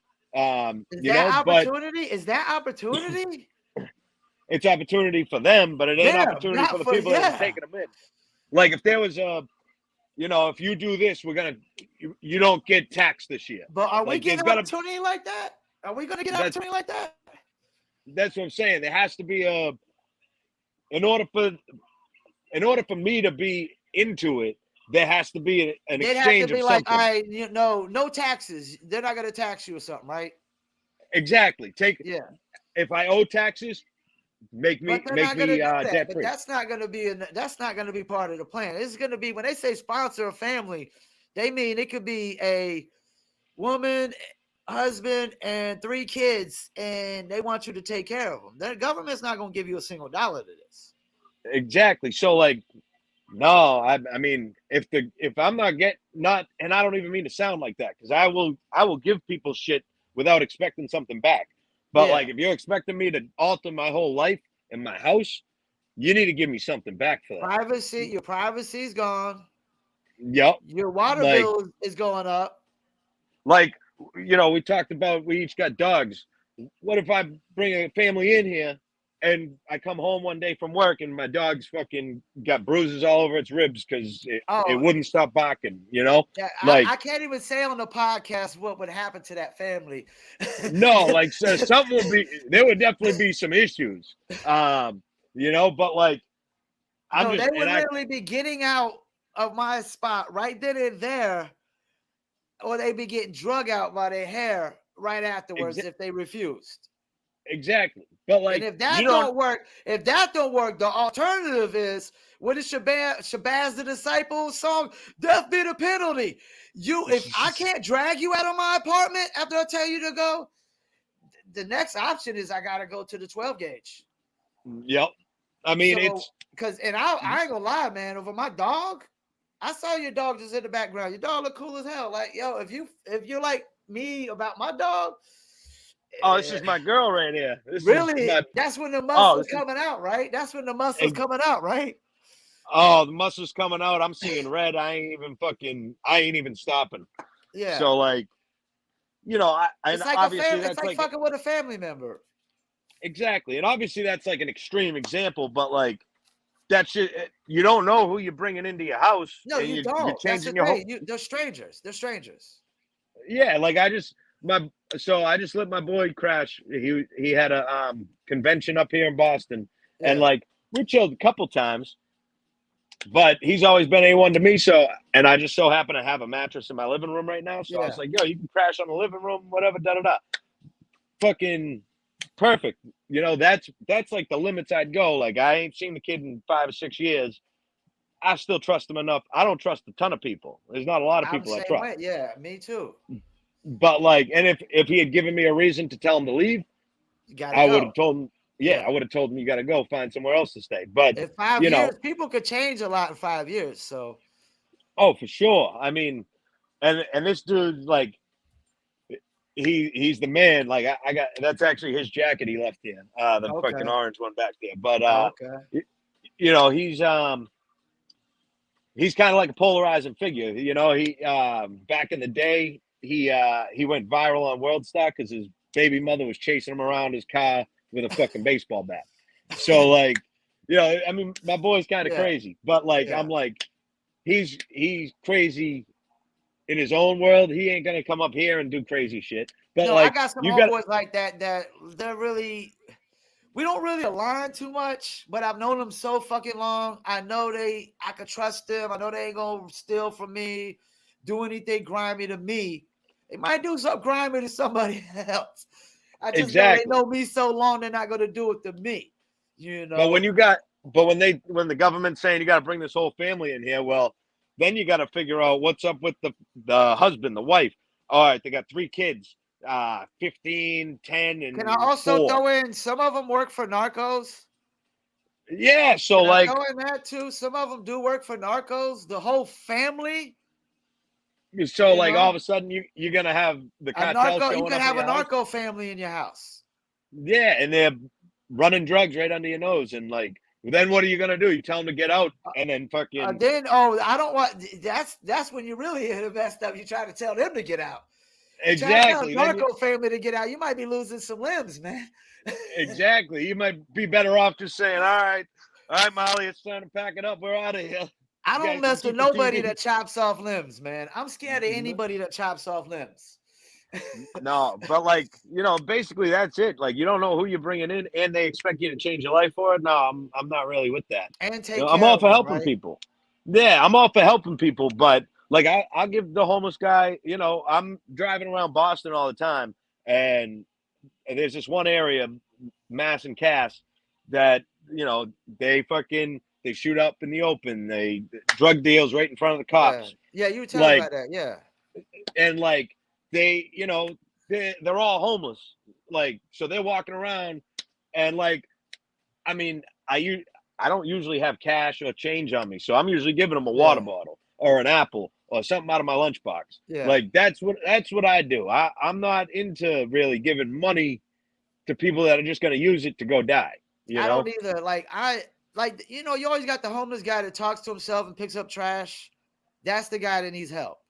He's Yep. not on drug. He's not on drugs or nothing. He's just his mind is unbalanced. But then like when you try to get, like if they ask for money and they say they're hungry, you try to tell them you'll buy them food. They don't never want it. Exactly. So Those are the ones that I'm like, all right, and I don't know if you heard Michael Jordan's stance on this. no. If you can say if you can hold your hand out and if you can hold up a sign and you can sit out there and beg for money, you can get a job. You can Oh, fill for out an sure. application. You can fill out an application and all these things. So, and Michael Jordan, he's a freaking billionaire. He's just like, nah, man.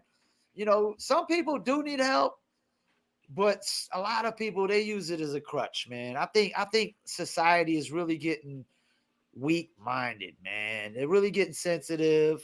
They're Oh, for using sure. this victimhood a little too much. Everybody's a victim nowadays of something, man. My father committed suicide. I'm not crying or complaining about nothing in life. I never had a father. You know what I'm saying? My mother sold me out for another man.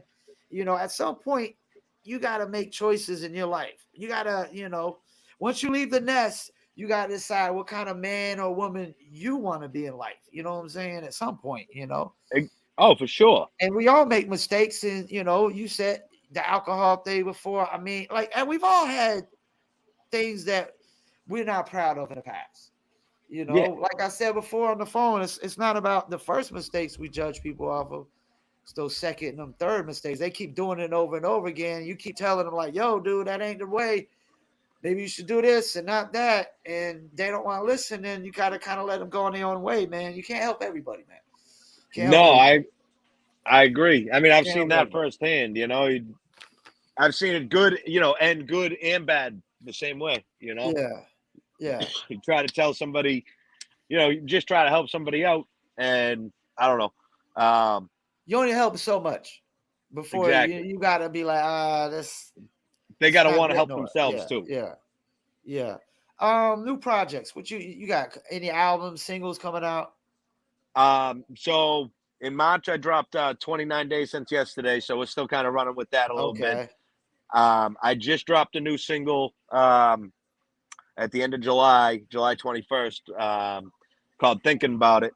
Um, that one, that's actually kind of like that's the newest, obviously the newest single that I've done.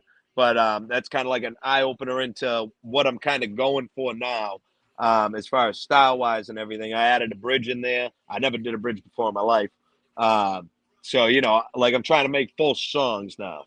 Yeah. So this, thinking about it, we got a music video. My boy Smokescreen Visuals.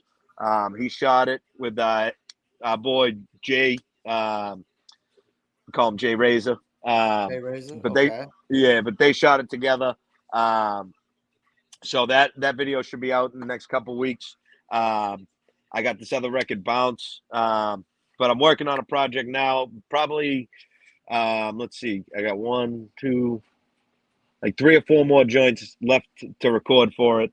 A couple of them are already recorded. I need a couple features done for them, so I'm just waiting to get those back.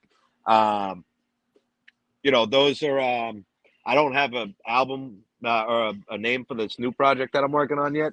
I was kind of originally the first album I was going to drop was going to be Hollywood East. Okay. Um, trying to show that I've changed. I'm not just that rapidy rapper anymore. Yeah. But that the first album, 29 Days Since Yesterday, it didn't have that Hollywood sound that I wanted. Yeah. And it was my first album that I put out since I stopped drinking. So the name 29 Days Since Yesterday actually came from because when you and I don't do AA. I did for a little while, but I don't do it anymore. But when you go to AA, you get your day chip. And when I dropped the album, I was 3.5 years without a drink. Uh-huh. But when you go into sobriety, you don't think, oh, all right, I'm going for 3.5 years or whatever. You just think of that next The chip. next day. Well, The you next and chip. you The think of, next chip. yeah. So the first Okay. chip's 24 hours. Second chip is 30 days. Okay. So the perspective of that album was, all right, you got You your don't day chip. overextend the goal, basically. You just go your goal is basically extended off of every chip, and you don't try to shoot for past that and whatnot. Exactly. And so I've thought about maybe this project might be Hollywood East. Maybe it will. I got the Hollywood East record on this I'm working on for this album. So it might be Hollywood East. But either way, it probably won't be out till let's see, it's August now. Probably won't be out till like November or December, to be honest. Okay. Depends how quickly I get the features back, how quickly I can get in and finish the rest of these songs. And I want to get the promo right and everything. Need a couple of visualizers. I got a couple promo just straight. I can send you a link where you can do free visualizers. Oh yeah, that would be awesome. Yeah. Like I That would don't be pay for visualizers no more. Like lyric yeah. That videos is different. Well, actually, you could do lyric videos on there too, as long as you got the lyrics written out and whatnot. oh yeah. I mean, I'm old school. I'm a notebook, pen and a notebook kind of guy. Sean makes fun of me. Everybody makes fun of me. They see me pull up and I got the notebook Yeah. out and everything. Then you can hear me flipping the pages in the middle of the verse. Yeah, I just got used to doing writing on the notepads on the computer myself. I used to always write everything by hand. I got another question before we do your social medias. Yeah. Something I have a problem with old schoolers. Do you think people should make music to the day they die if they just really love to make music? Um. Yeah. I mean, if you I love mean, it, you should. There's no reason, no excuse for nobody to not have access to be able to record music this day and age to the day you die, right? yeah. No. I mean, I think if you love music and you love making music, then yeah, you can do it I mean, till the day even you if it's die. just doing it at the home studio, there's really no excuse, right? Yeah. I mean, I use it as like part of it is therapy for me. Yeah. So old Like, schoolers don't really got an excuse of why they're still not making music, right? Except that they just probably don't truly love it as much as they said, I would say. maybe that's part of it. Because now the way you frame that question, Yeah. now I'm kind of thinking of like, you know, I'm kind of think. I mean, Melly Mel just fucking dropped that an Eminem diss or something. Um, But he didn't do that because he loved music. no, no, no. I But think he's like, just clout chasing right now. I think he's just, because these cats, they are like the original cats act like everybody underneath that came after them should be paying them reparations. yeah, Like they should be not just paying them homage, but they should be paying them money. yeah, Just because uh, they might have invented something that we still technically don't know. Like you still got Bohemian Rhapsody. You still got songs that were like super early in the game that, you know, a lot of the Fatback Band, you know, So like, it's still you know, questionable like who was the very first rap song. yeah. But like, you know, I And think rhyming was everybody. around before rap. Rhyming was around before rap. Oh yeah, nursery rhymes been around Yeah, it's been forever. around way before. Yeah, it's been around like the actual rhyming has been around forever, you know. Um, but like even like when we were talking before, and you brought up the DOC, like Yeah. He did the that album dude, with with a messed up voice. Yeah. yeah, like that. I'm not I'm not questioning whether that dude loves Why? music. Yeah, me neither. Why else would you do that album? Your voice is fucked up. I mean, the album sounded terrible. It sounded terrible because it's his voice. It was just, he had a car accident, you know, fucked up his vocal box, but he still, that's the thing. Like, what excuse can you give me when DOC drops this album with no voice? Exactly. Like I think if you love music, you're gonna make You it love it. until the day. Yeah. Yeah. And Um, DOC's still nice with the pen, though. He's still nice with the pen. He's still writing Dr. Dre rhymes and stuff like that as well.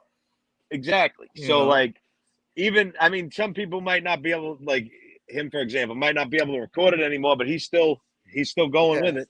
You Yeah. know, as long as long as you do it for the right reasons, and you do it for the love, like I think you can keep going till the day you die. I mean, nobody's gonna want to listen to a 90-year-old rapper. I don't think. You know, some people might. It would Very probably be few, a cool. very small few. We debate about this, like the crowd, but this is the thing. I would argue that like when you just get to this point where you just stop making music for so long, that's the biggest problem of it. That you can't expect nobody to. How do you know? Like Tribe Called Quest waited 20 years to drop an album. They went gold. Yeah, They went gold 20 years later. So there was still well over 500,000, you know, consumers willing to go listen to the album 20 years later, you know. But if you don't even put it out there, how do you know? exactly. These No, cats and that's. just totally, they just totally like, oh, I'm done, man. I think. I'm just gonna tour my old music forever and ever and ever. Nobody want to go watch the same old tour with the same old songs over and over. I don't care what artist it is. Well, now there was, but as we're saying that, right? And this isn't rap music, but like I'm thinking about it. Aerosmith's going on their final tour. Everyone goes on their final tour for fucking like 5 years, but like Aerosmith, they've been around for a long time, and Yeah. like they're not making new music. They're It's still different for rock performing. bands. It's different for rock bands though. Uh, Because well, because rock bands have always been able to tour off of cover music, something that hip hop hasn't. that's true. You know, you could But like just, they me and put you could put a band together and we could go do Metallica music. We could do whatever. We could just we could cover band and we could tour that for the rest of our lives. We don't even but gotta they make our own music. but how they're still doing music is they're 70, 80 years old. Mick Jagger out there. Well, how old's Mick Jagger? He's Well, still that's the out thing. there. Okay, if they're still selling out their tours and there's old people going to see their tours, how does hip hop know that these people really won't go out to see them? See, I think the problem with hip hop is they shoot for too big of venues. Like the old Yeah, schoolers, they're trying to sell out coliseums. You're not selling out coliseums no more. yeah. Like It's smaller venues now. You know, it's kind of like we were exactly. talking about Joe Buttons. You're at the 500 to 150 range. You're not really selling out 1,000 or more. No. 1,000. Uh, It's not easy to put 1,000 people to buy a ticket to a show, man. oh no. And Unless that artist is super duper popping, well, I or was they gonna just say, I got think this diehard fan base like Tech Nine or something. You know?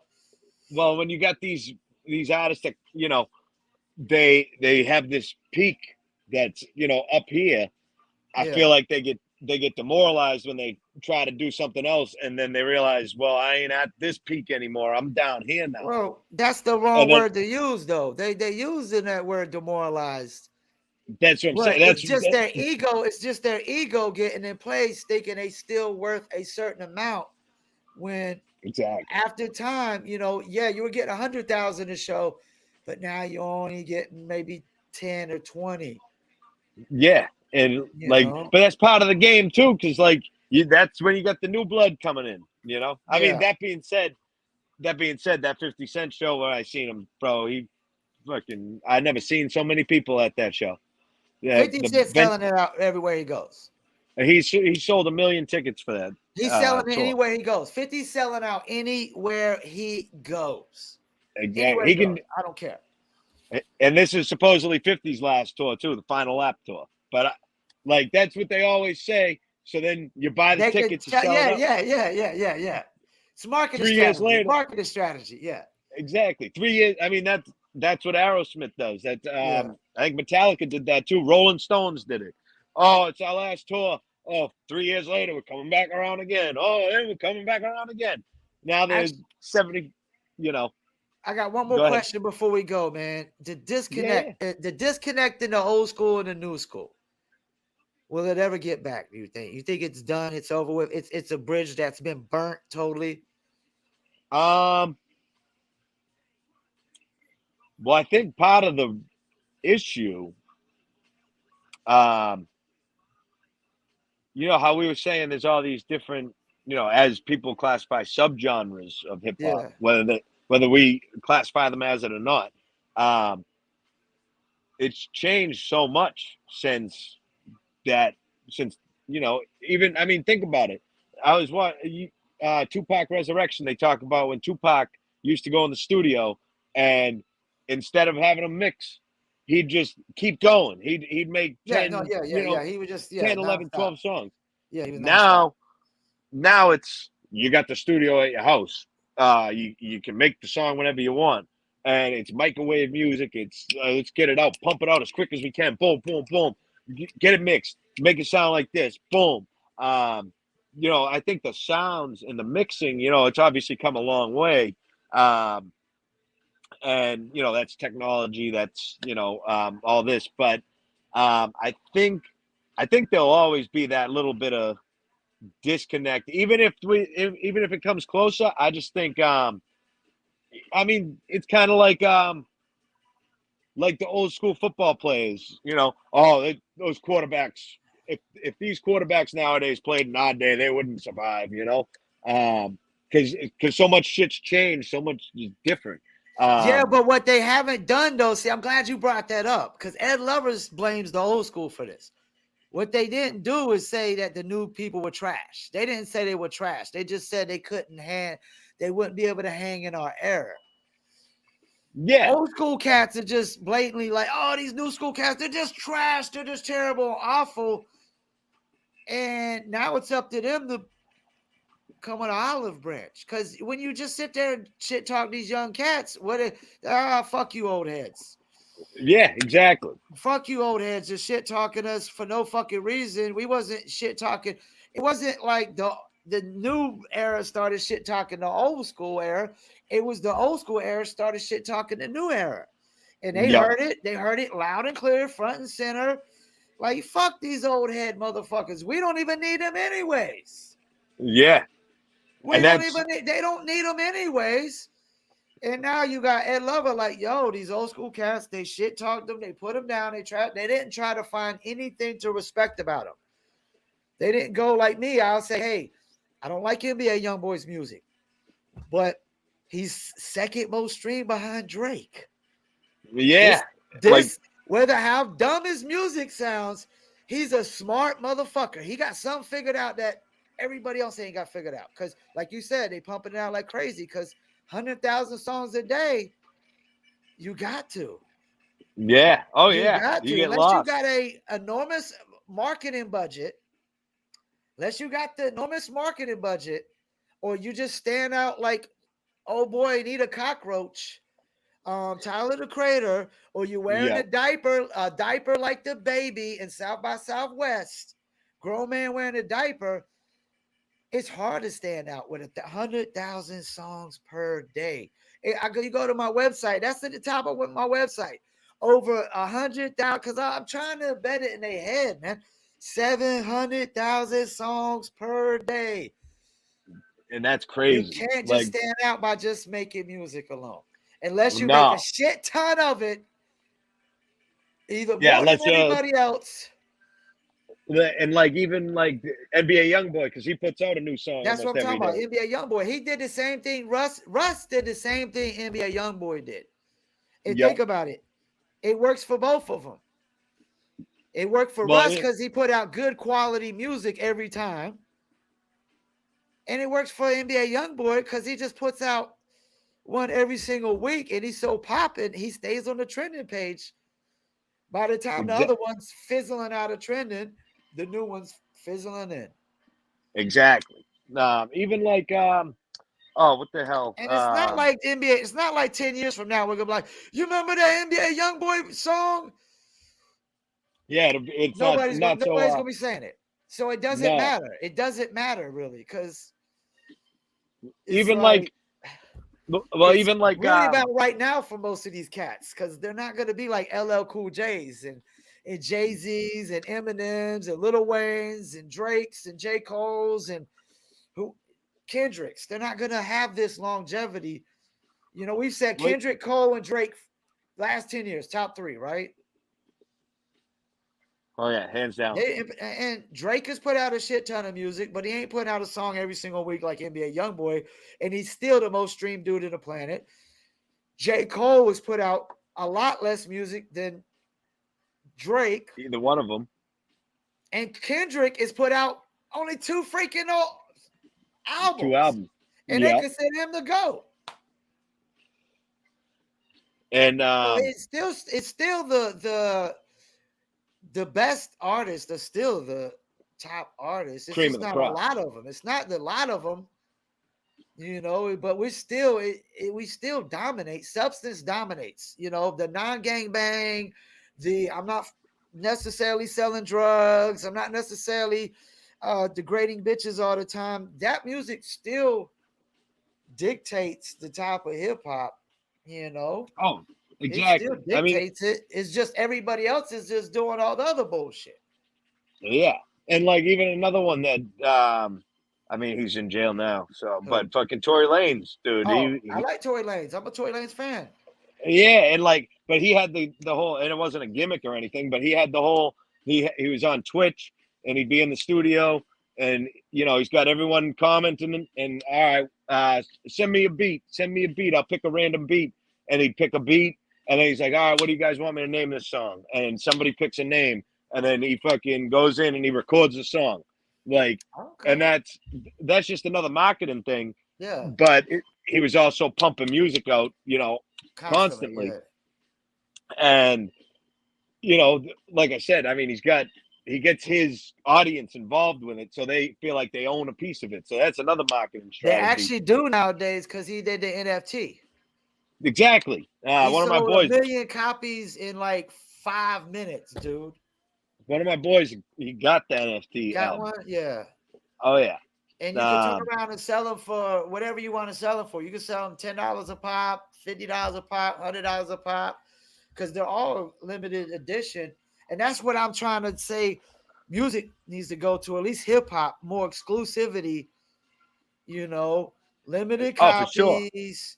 You can only go to this one spot and get it. Not 100 people getting cuts, because if you got 100 people, your distributors send your music to 100 different people, and if you're Drake, every one of those platforms are making money off of you. Oh, for And sure. that's just too many. That's too many people making money off of you, man. Yeah. And then you get a small percentage as an artist. Artist got, what was it, of the whole pie, the whole major label pie. Labels got all but 17%. Artists No got shit. 17% of the whole pie. The whole streaming pie, all put into one pie.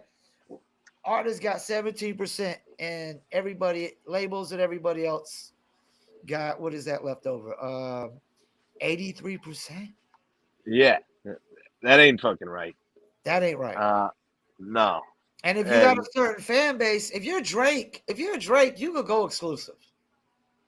oh, for They just don't sure. want. They just don't want to. They don't want the headache. They don't want the. They don't want to have to do the work. But if they They want did it, then somebody else everyone to else sees always it. to have to do the work. Exactly. I mean, even like I know a bunch of people that throw their music up on Bandcamp, and that's where they, Oh yeah, Bandcamp. band. Yeah. I know a chick that makes 100,000 a year off of Bandcamp. Yeah, and like it's that's a fire website, but like everybody that I know that uses it, no offense to them. I mean, they might make some money off of it, but at the same time, a week or two later, they go and put the shit out everywhere else.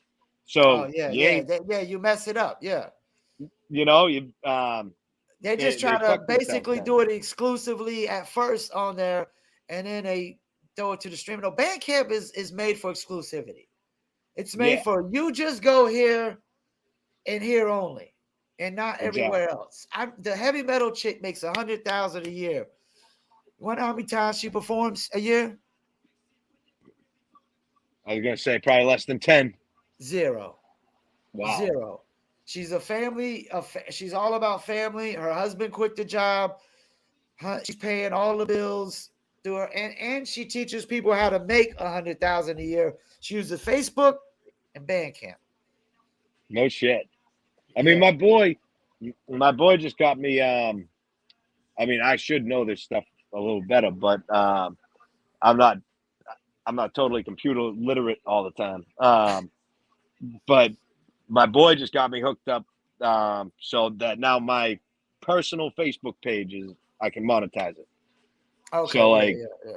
Yeah. like, Well, Twitter's You can monetize Twitter now too. Elon's doing Twitter yep, now as well. and like that's that's sick. I mean, my boy who showed me can make $30,000 a month off of his Facebook. And you know So what? like, That's what it's about. Because this is the thing.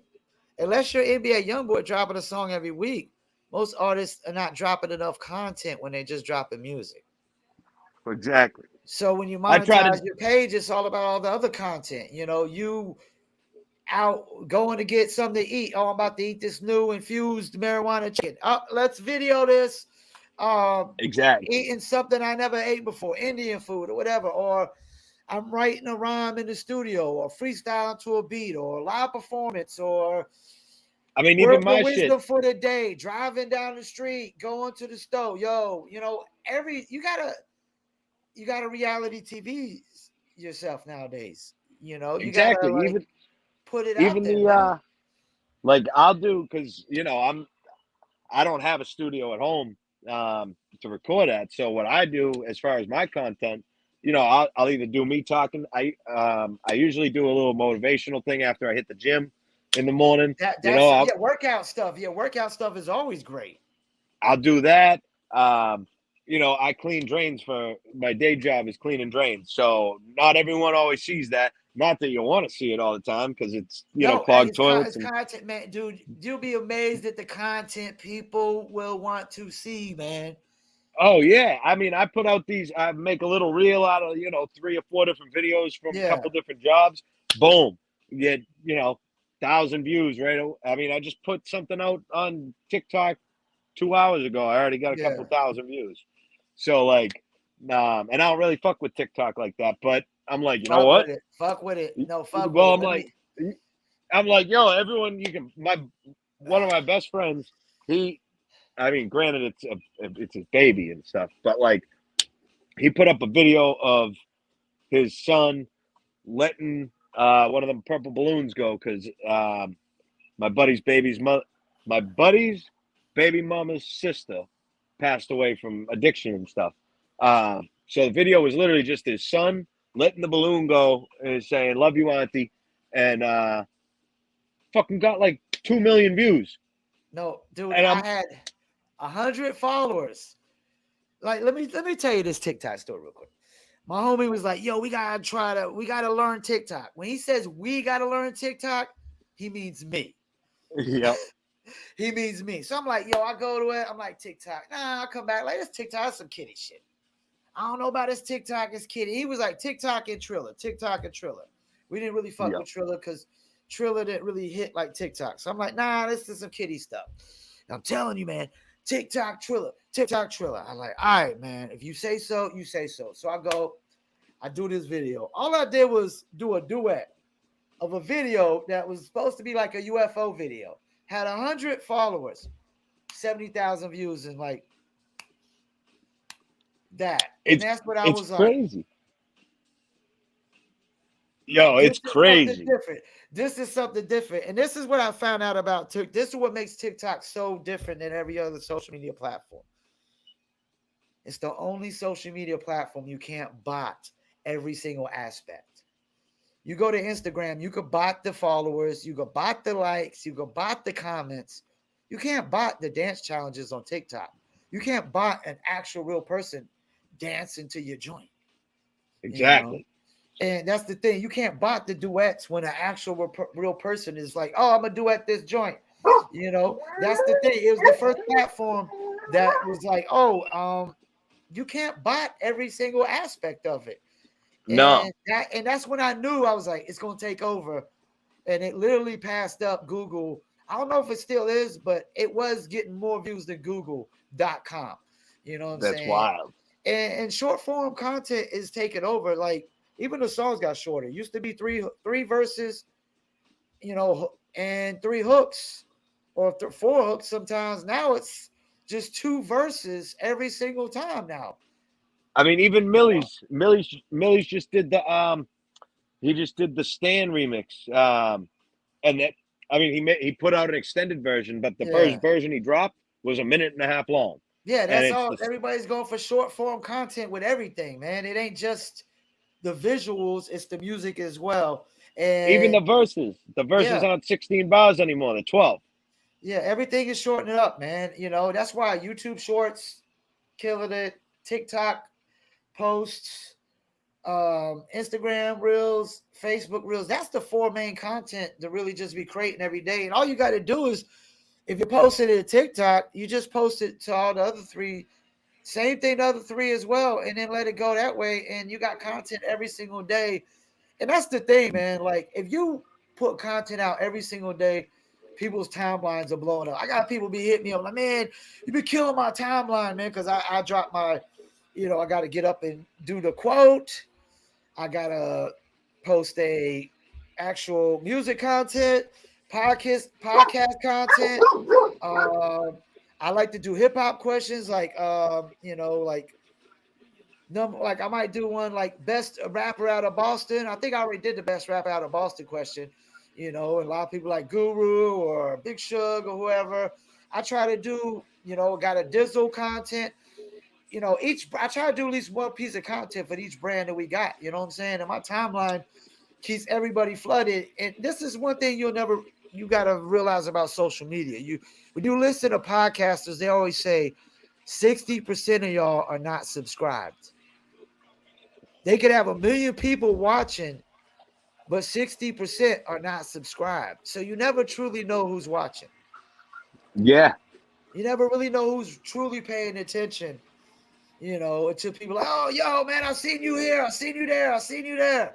You know, because now I go around town and people be like, yo, man, I see the podcast. I'm like, damn, that's the first day y'all bring it up, the podcast? I was like, so y'all are paying attention. Y'all watching. Because Yeah. every day, it's just, as long as you're every day, people I gonna mean, that they're gonna be constantly like Easty here, Easty there, Easty here, Easty there. It doesn't matter what content you creating. Just create the content, man. If it's your job content, if it's your dog, walking your dog. Man, I'm gonna tell you what, my dog got her on TikTok. She got her on Instagram. She got her on YouTube. She got a Twitter. She got the Facebook fan page. She got the works, and she get the more dog. traffic. She get more traffic than me. People love dogs. Let me see if I get my dog to come here. Puppy, come here. Gia. See if Even I get come here. Come here. You want a treat? Want a treat? Come here. She might come here if I tell her the treat. She might but be in like there being lazy though. She might be in there being lazy though. But nap and time. I actually got my dog from Raekwon's cousin. No shit. That's Yeah. wild.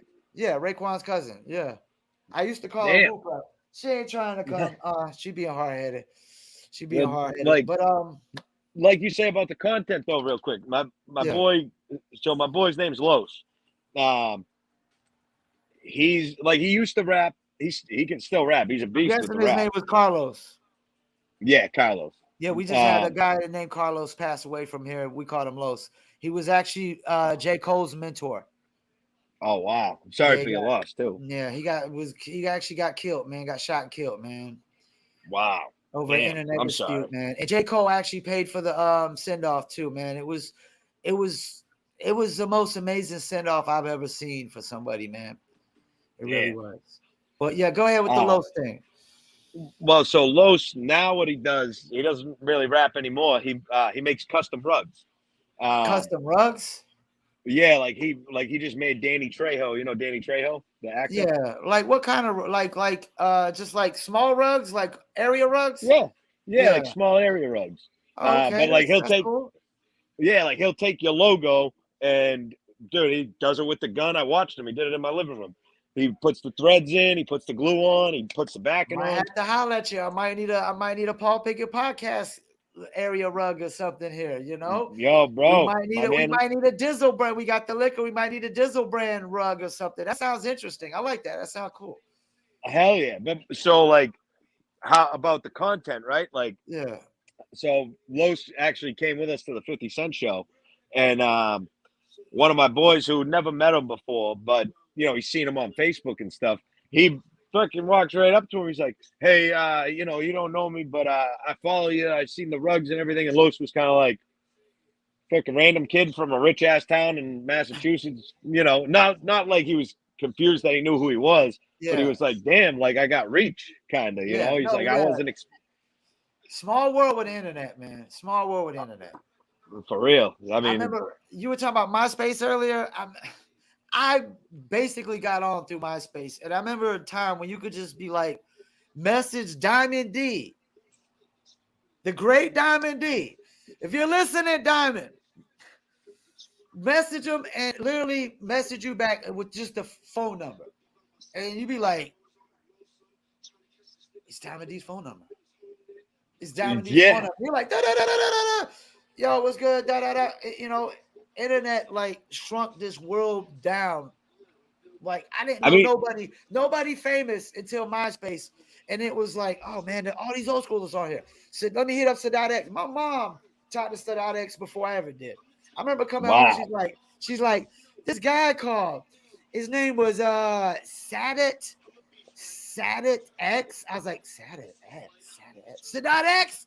She's like, I think that's it. I was like, oh shit.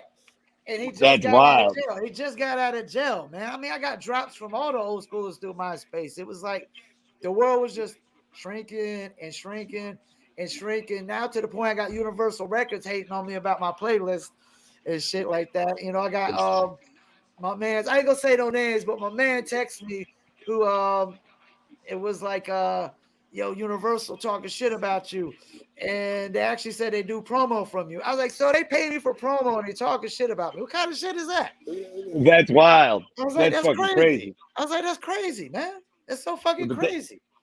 the internet is crazy though, because Yeah. like that that podcast that I was talking about before, Boston's Big Four. Um, we so I've come back for a couple episodes. I do the sports episodes with him, but we had Jarvis Green, who is a defensive lineman for the Patriots. But Okay. then here's a big one. Like 6 months ago, we did a fucking interview with Corey Dillon, Oh clock yeah, yeah. The killing Corey running Dillon. back. Yeah, yeah, yeah, yeah. Yeah, and like I grew up. I was Yeah, 11 years old when he signed with the Patriots. 12 years yeah. old. Like he fucking. I'm like, I'm never gonna talk to Corey Dillon in my life. Boom. I had the same setup. We were fucking talking to him for like an hour and a half, and he was like the coolest fucking dude. Now he follows me. I drop new music. He's liking the page. He's liking the post. Even like so my I know we're kind of we're pushing it long, but my relationship with Chino XL, Oh, okay, yeah. Yeah, that's like right. You did a song with him. Yeah. Chino still got it though. oh yeah, Chino's a beast. Yeah, yeah. But like So I used to, I mean, I still do every once in a while, but I used to rock with this group called Grind Mode Cypher. Uh, Well, Grind Mode's a group, but they put out ciphers. Um, and I did a feature cipher that had Chino XL on it. Um, okay. and so, you know, we went down to Providence, we met him down there, we shoot these videos, and I had a line. So when my boy put it all together, my verse was right before Chino came on, and I had um, I had made one of my lines was uh, something something about the Mamba. I strike like Kobe in his last game, and the end of Chino's verse, he said something about Derek Jeter's last at bat, Okay. and after we filmed the cipher, like I'm just this little fucking Chino's big fucking dude, Yeah, yeah, yeah, and yeah, yeah. He always been hitting the weights way back in the day. yeah, and like he goes, we finished shooting it, and he's like, "Yo, I need to talk to my man right here down in front," and I'm like, "All right," and he's like, "Yo, I just got to tell you," he's like, "You shouted out my boy Kobe." He goes, "You, that's why I put the Derek Jeter line in there." He goes, "I went back and put that in after I heard your Kobe line." Yeah. And I was like, "Yo," and you can actually in the video, um, when I say the Kobe line, he fucking like grabs me, comes on top of me, and like says the line with me. So it looked fire. And then, so you know, I had hit up. I was messaging with him on Instagram, I think it was, and you know, I was like, I want to do a song with you, like an actual song, because you know that meant something to me when he said that. You know, I helped inspire him to finish, like to put that line in there. And you know, and I feel bad about this because like Chino, he's a fucking good dude, man. Like he had every reason in the world to tell me to fuck off. Because like I don't know, I had an ex at the time. I was with her when we shot the video, and I'm pretty sure she was like getting in his inbox and shit like that. So I was kind of mad about it. I thought Uh, it was his fault, but then I was like, then the girl ended up cheating on me later down the line. So I was like, oh, you know what? It's this bitch. It ain't him. So yeah. that's when we talk about the collab and everything. Um, and this is where he had every reason to tell me to fuck off. Um, I I paid him for the verse, and it was a discounted verse, and he I don't know if he said he sent it or what, um, but I kept checking my email, and I at the time I had two different emails or three different emails. So I kept checking two of them, and they were the two that I used. The other one that I had, I didn't really use.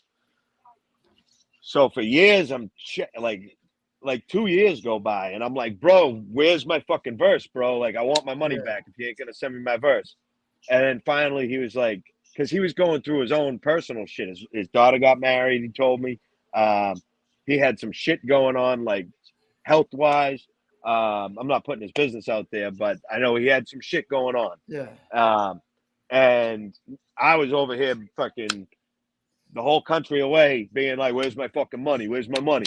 Yeah. And then he's finally like, "Bro, I sent it to your email," and I was like, "What email?" And so 3 years later, here I am. I open this old email up. There's the fucking verse right there, bro. And I'm like, "Yo, fuck!" And the crazy part about that is that song, bro. That song should have been even like, "All right, good girl." I know.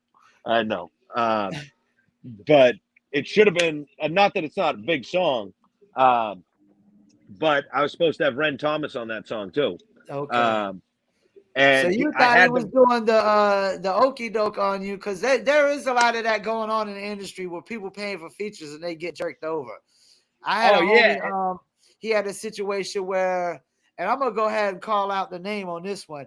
My homie paid Chi King from Brooklyn okay, Zoo, who we met in Chicago when we did a show with Flip Mode, because I used to did a couple shows for Rampage and Digger.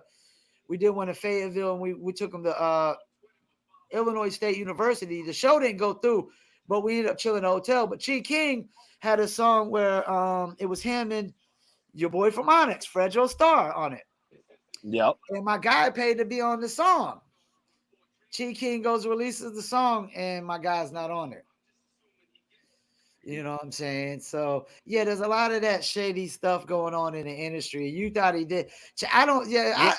I Well, would no, never think that Chino XL would. He never took me like a cat that would do shady business away. So you had a song sitting in there for 3 years, and you cussing him I out. didn't even know. I didn't even know I had the song. And then I was like, so I look and I'm like, bro, I'm like, I hit him up and I'm like, bro, I'm so sorry, man. Like, I didn't mean to be a dick. I just didn't know. Like, I never knew you sent it. He's like, my producer, my engineer sent it. Yeah, But it was the email that was linked to my PayPal account. yeah. So that's where he got it from. And I haven't opened that email in a handful of years. Damn, you know But what fucked you on that? Is you wasn't PayPal. able to get the cosign. Did he? Now, when you end up putting it out, did he still cosign it on social media or anything of that nature? Oh, yeah. He Okay, shared see it. that's that. Yeah, that's see that's good. That's how Uh, that just shows you how straight up of a person he was. Because, like you said, he could have been like, "Fuck you," you know, you've been cussing me out for 3 years. You don't had this song, and he still co-signs it. That's better than what I got. I paid for a feature with Phantasm of Cellar Dwellers, tag him in the song. He ain't even like the post, reshare it or nothing, man. That's wild. Like, so he fucking like he's Chino is the fucking Sound like a man, straight up bro. dude. Yeah, he sound like a straight up dude. Yeah. Yo, I talk to him fucking I don't know once a week, like just chopping it up. Yeah. Like when my girl left me, I was talking to him because I was actually going to be going out to L.A. So I was like, yo, I'm going to be on your coast. Yeah. I'm like, you trying to? So he was like, yo, when you come to LA, hit me up. We'll fucking get together. I'm like, we don't even have to get in the studio. He's like, we'll get in the studio if you want. Like, bro, he likes, bro. I'll post a picture of my dog. He's right there, fucking liking the post. He's like one of the realest motherfuckers. I will always, that dude will always have a place in my heart, I've for real. learned to not treat these people like gods. Like I've met, No, I've done songs with Lady Luck. She's come to my house before. Smooth the Hustle, me and him used to talk all the time. Crazy Drazy from Das Effects. Um, I was supposed to do an interview with Prince Poe until he got a little egotistical on me. Like all these old schools, I don't treat none of these people like gods. You just treat them like regular people, man. And I think I think they appreciate it more. You know what I'm saying? When you just treat them like, because they're just regular people that are just more famous than us and possibly have more money, man. That's all it is. exactly. And But like, some people they treat them like they're gods and throw them on pedestals and get the groupie mode. And I think I did that one time early, and I started realizing, oh, these are just regular people, man. They're just even like, they're just you're regular like, yo, people. when LeBron signed with the Lakers, Yeah. fucking fucking Chino hit me up and he was like, "Yo, I'm gonna be out in Boston in February for the Celtics Lakers game." So I was like, "Yo, I'll fucking buy tickets and I'll meet you in there." And we had like a whole plan, and then COVID happened. So, COVID messed up a lot um, of shit. COVID messed up street teams. yo, COVID messed up. Fucking I don't COVID even know if the messed up. street team has still came back. I don't know if the street team has still came back to this day because you still got. I just reacted to a video where the lady wants to rent out the whole theater to watch Barbie because she's still scared of COVID. That's crazy. And it's like, yo, I thought we were past this by now, man. Like being scared of COVID, man. Like, come on, man. I mean, But there's still I'm people out there that's batshit crazy, still scared over it. They still out there with their mask super heavy. She's like, you can't bring kids, you can't scratch your nose, you can't drink no drinks, you can't eat no food. Like, bitch, you more than scared. You terrified. You are stay home. Stay home if you're exact. that terrified. And there's people that still they're gonna be like, if you go to hand them a flyer, they're gonna look at you like you're an alien or something. Like, I'm scared of COVID still. Like I'm just getting over COVID. I feel fine. Like I'm not scared of it. I fucking was working. I wasn't wearing Yeah. a mask. I probably got it at work. I don't know. Um, but like, No, you got it. You got it at work. yeah, like because I, You know why? You know it how I know was you got it at work? I can tell you how I know you got it at work. I ain't been sick in 5 years and I work alone and all I got is a dog. You ain't get it from your dog at home. I can tell you that much.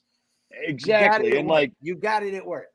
It's the only yeah, two and I, places you get sick at home with somebody that lives with you or at work, because those are when you're around people for long periods of times. You can't get it from just going in a grocery store, in and out, or going to the convenience store, in and out. You're not getting it off of the credit card machines and none of that. That's bogus, man. You Exactly. know? And like fucking, I mean, I was sick for the first day on Friday. Felt fine since. I mean, I have to stay home for the That's because the fucking isolation. politics. That's because the politics behind it. Exactly. I mean, hell, I ain't even gonna lie. I didn't mind the little vacation from work, but like, Yeah, I actually used it to fucking do more shit to try to figure out how, like, monetizing my Facebook. I was trying to yeah, figure out different ways I can make money. Because I'm like, now I'm out of work for a week. I mean, granted, it was over the weekend, so I didn't really lose much money. And I got paid time off, so I can use some of that. But like, I was like, well, fuck it. I feel good. I'm just gonna fucking, I'm looking for either let them side play jobs, side. politics. Let them play politics, and you're gonna have time to get some shit caught up. Exactly. Write some Yeah, music. I did a little bit of everything, everything that I could do in the confines of my house. yeah, Um, I've been thinking for a little while now about starting my own business. Just haven't totally figured out exactly what that business is going to be, but like, I'm doing research into these different things that I'm interested in to see how I can do my own thing with it. Um, so like, even though I'm isolated, I'm still over here, being productive one way or another, making the yeah, most out of everything that I can get my hands on, really. yeah. I'm big into fantasy football. You might be seeing an Easty The Muscle fantasy football show. Who Okay. knows? No, that's I Like what mean that's sports. Like, cause I don't talk just music. I do music, sports, politics, anything. I'm willing to talk anything. Sports is definitely a good thing. Gaming. I don't know if you be in gaming, but gamers are making a shit ton of money. Come here, puppy. Come here.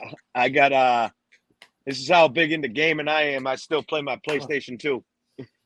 Yeah, this is my little one right Uh, here. Say what's hey. Say hey to the fans. what's up?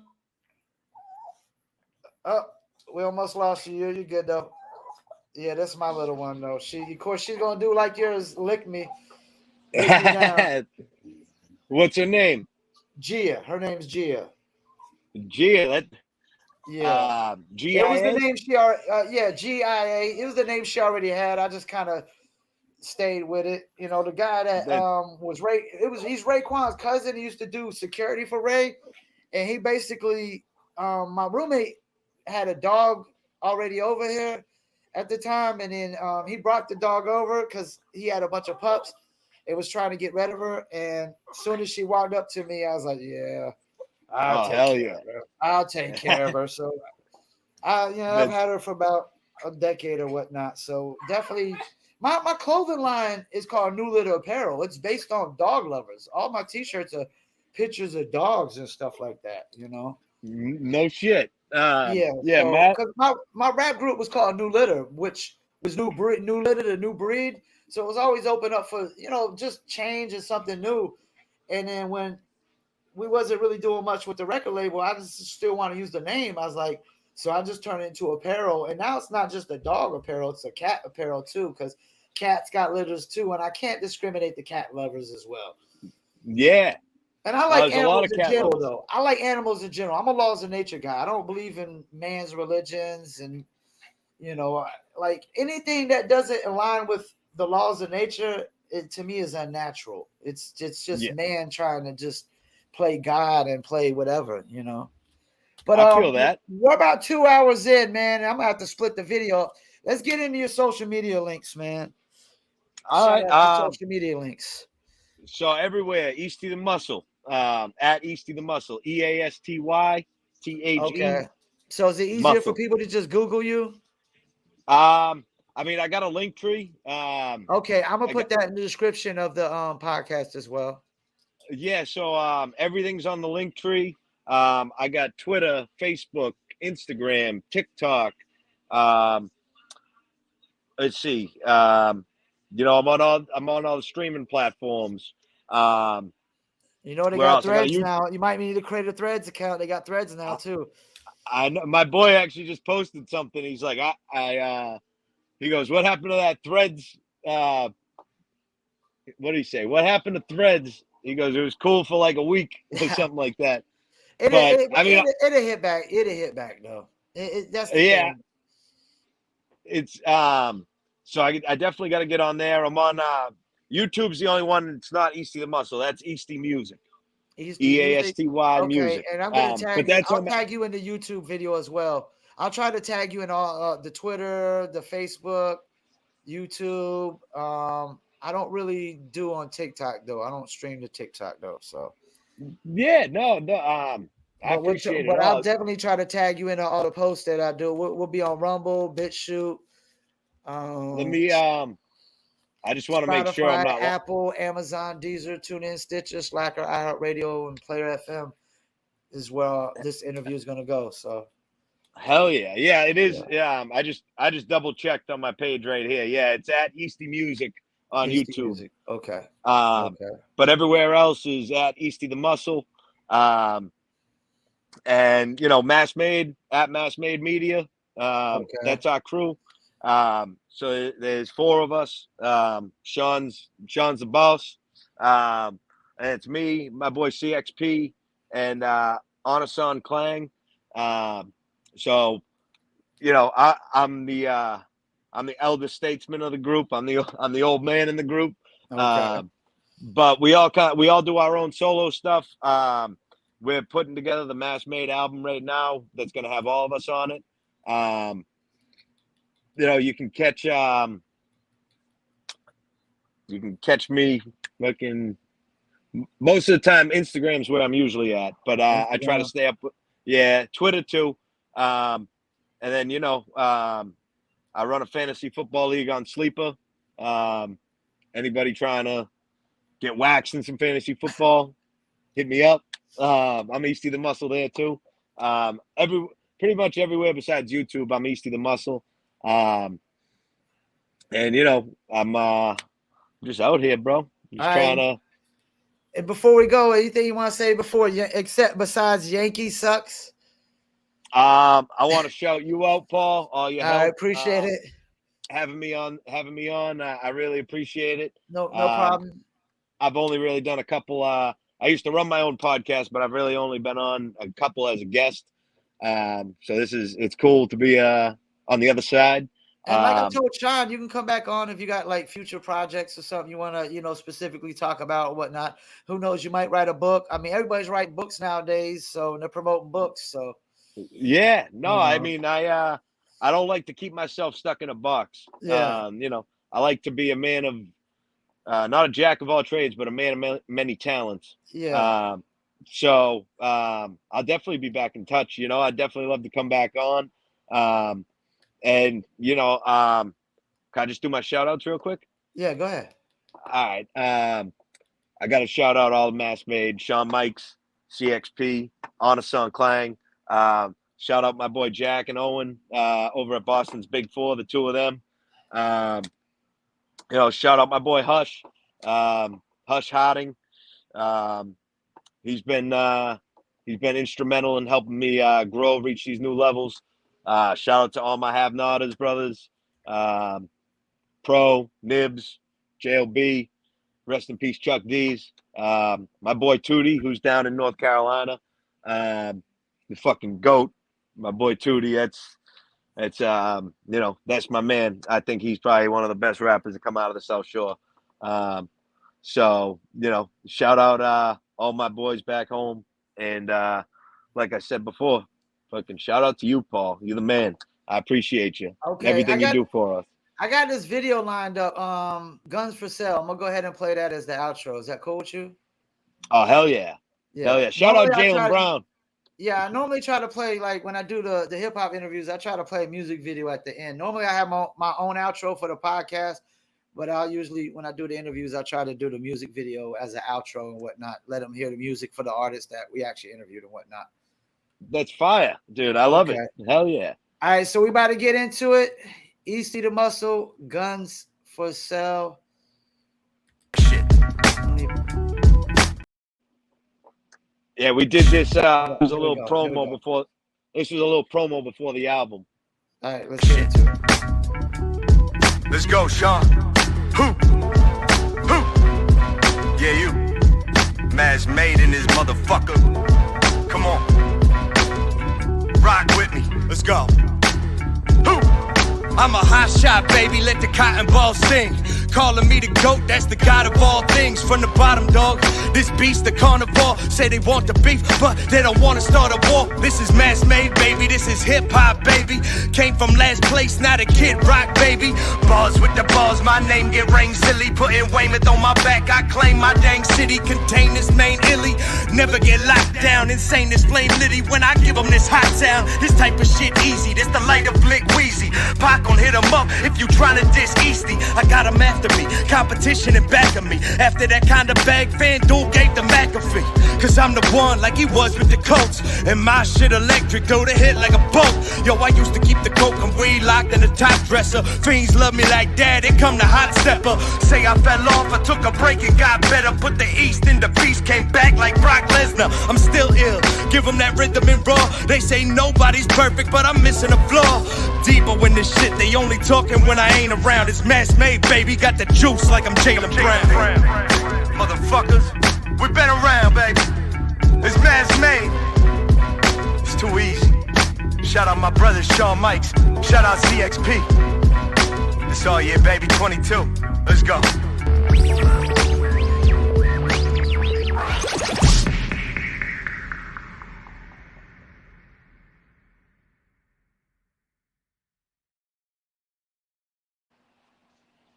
Easty The Muscle, Guns for Sale. Thank you for the interview, man. And Thank I'm you, hit brother. Later, man. Peace. I'm out. Peace, brother. Have a great All rest right. of your afternoon. All right. Peace.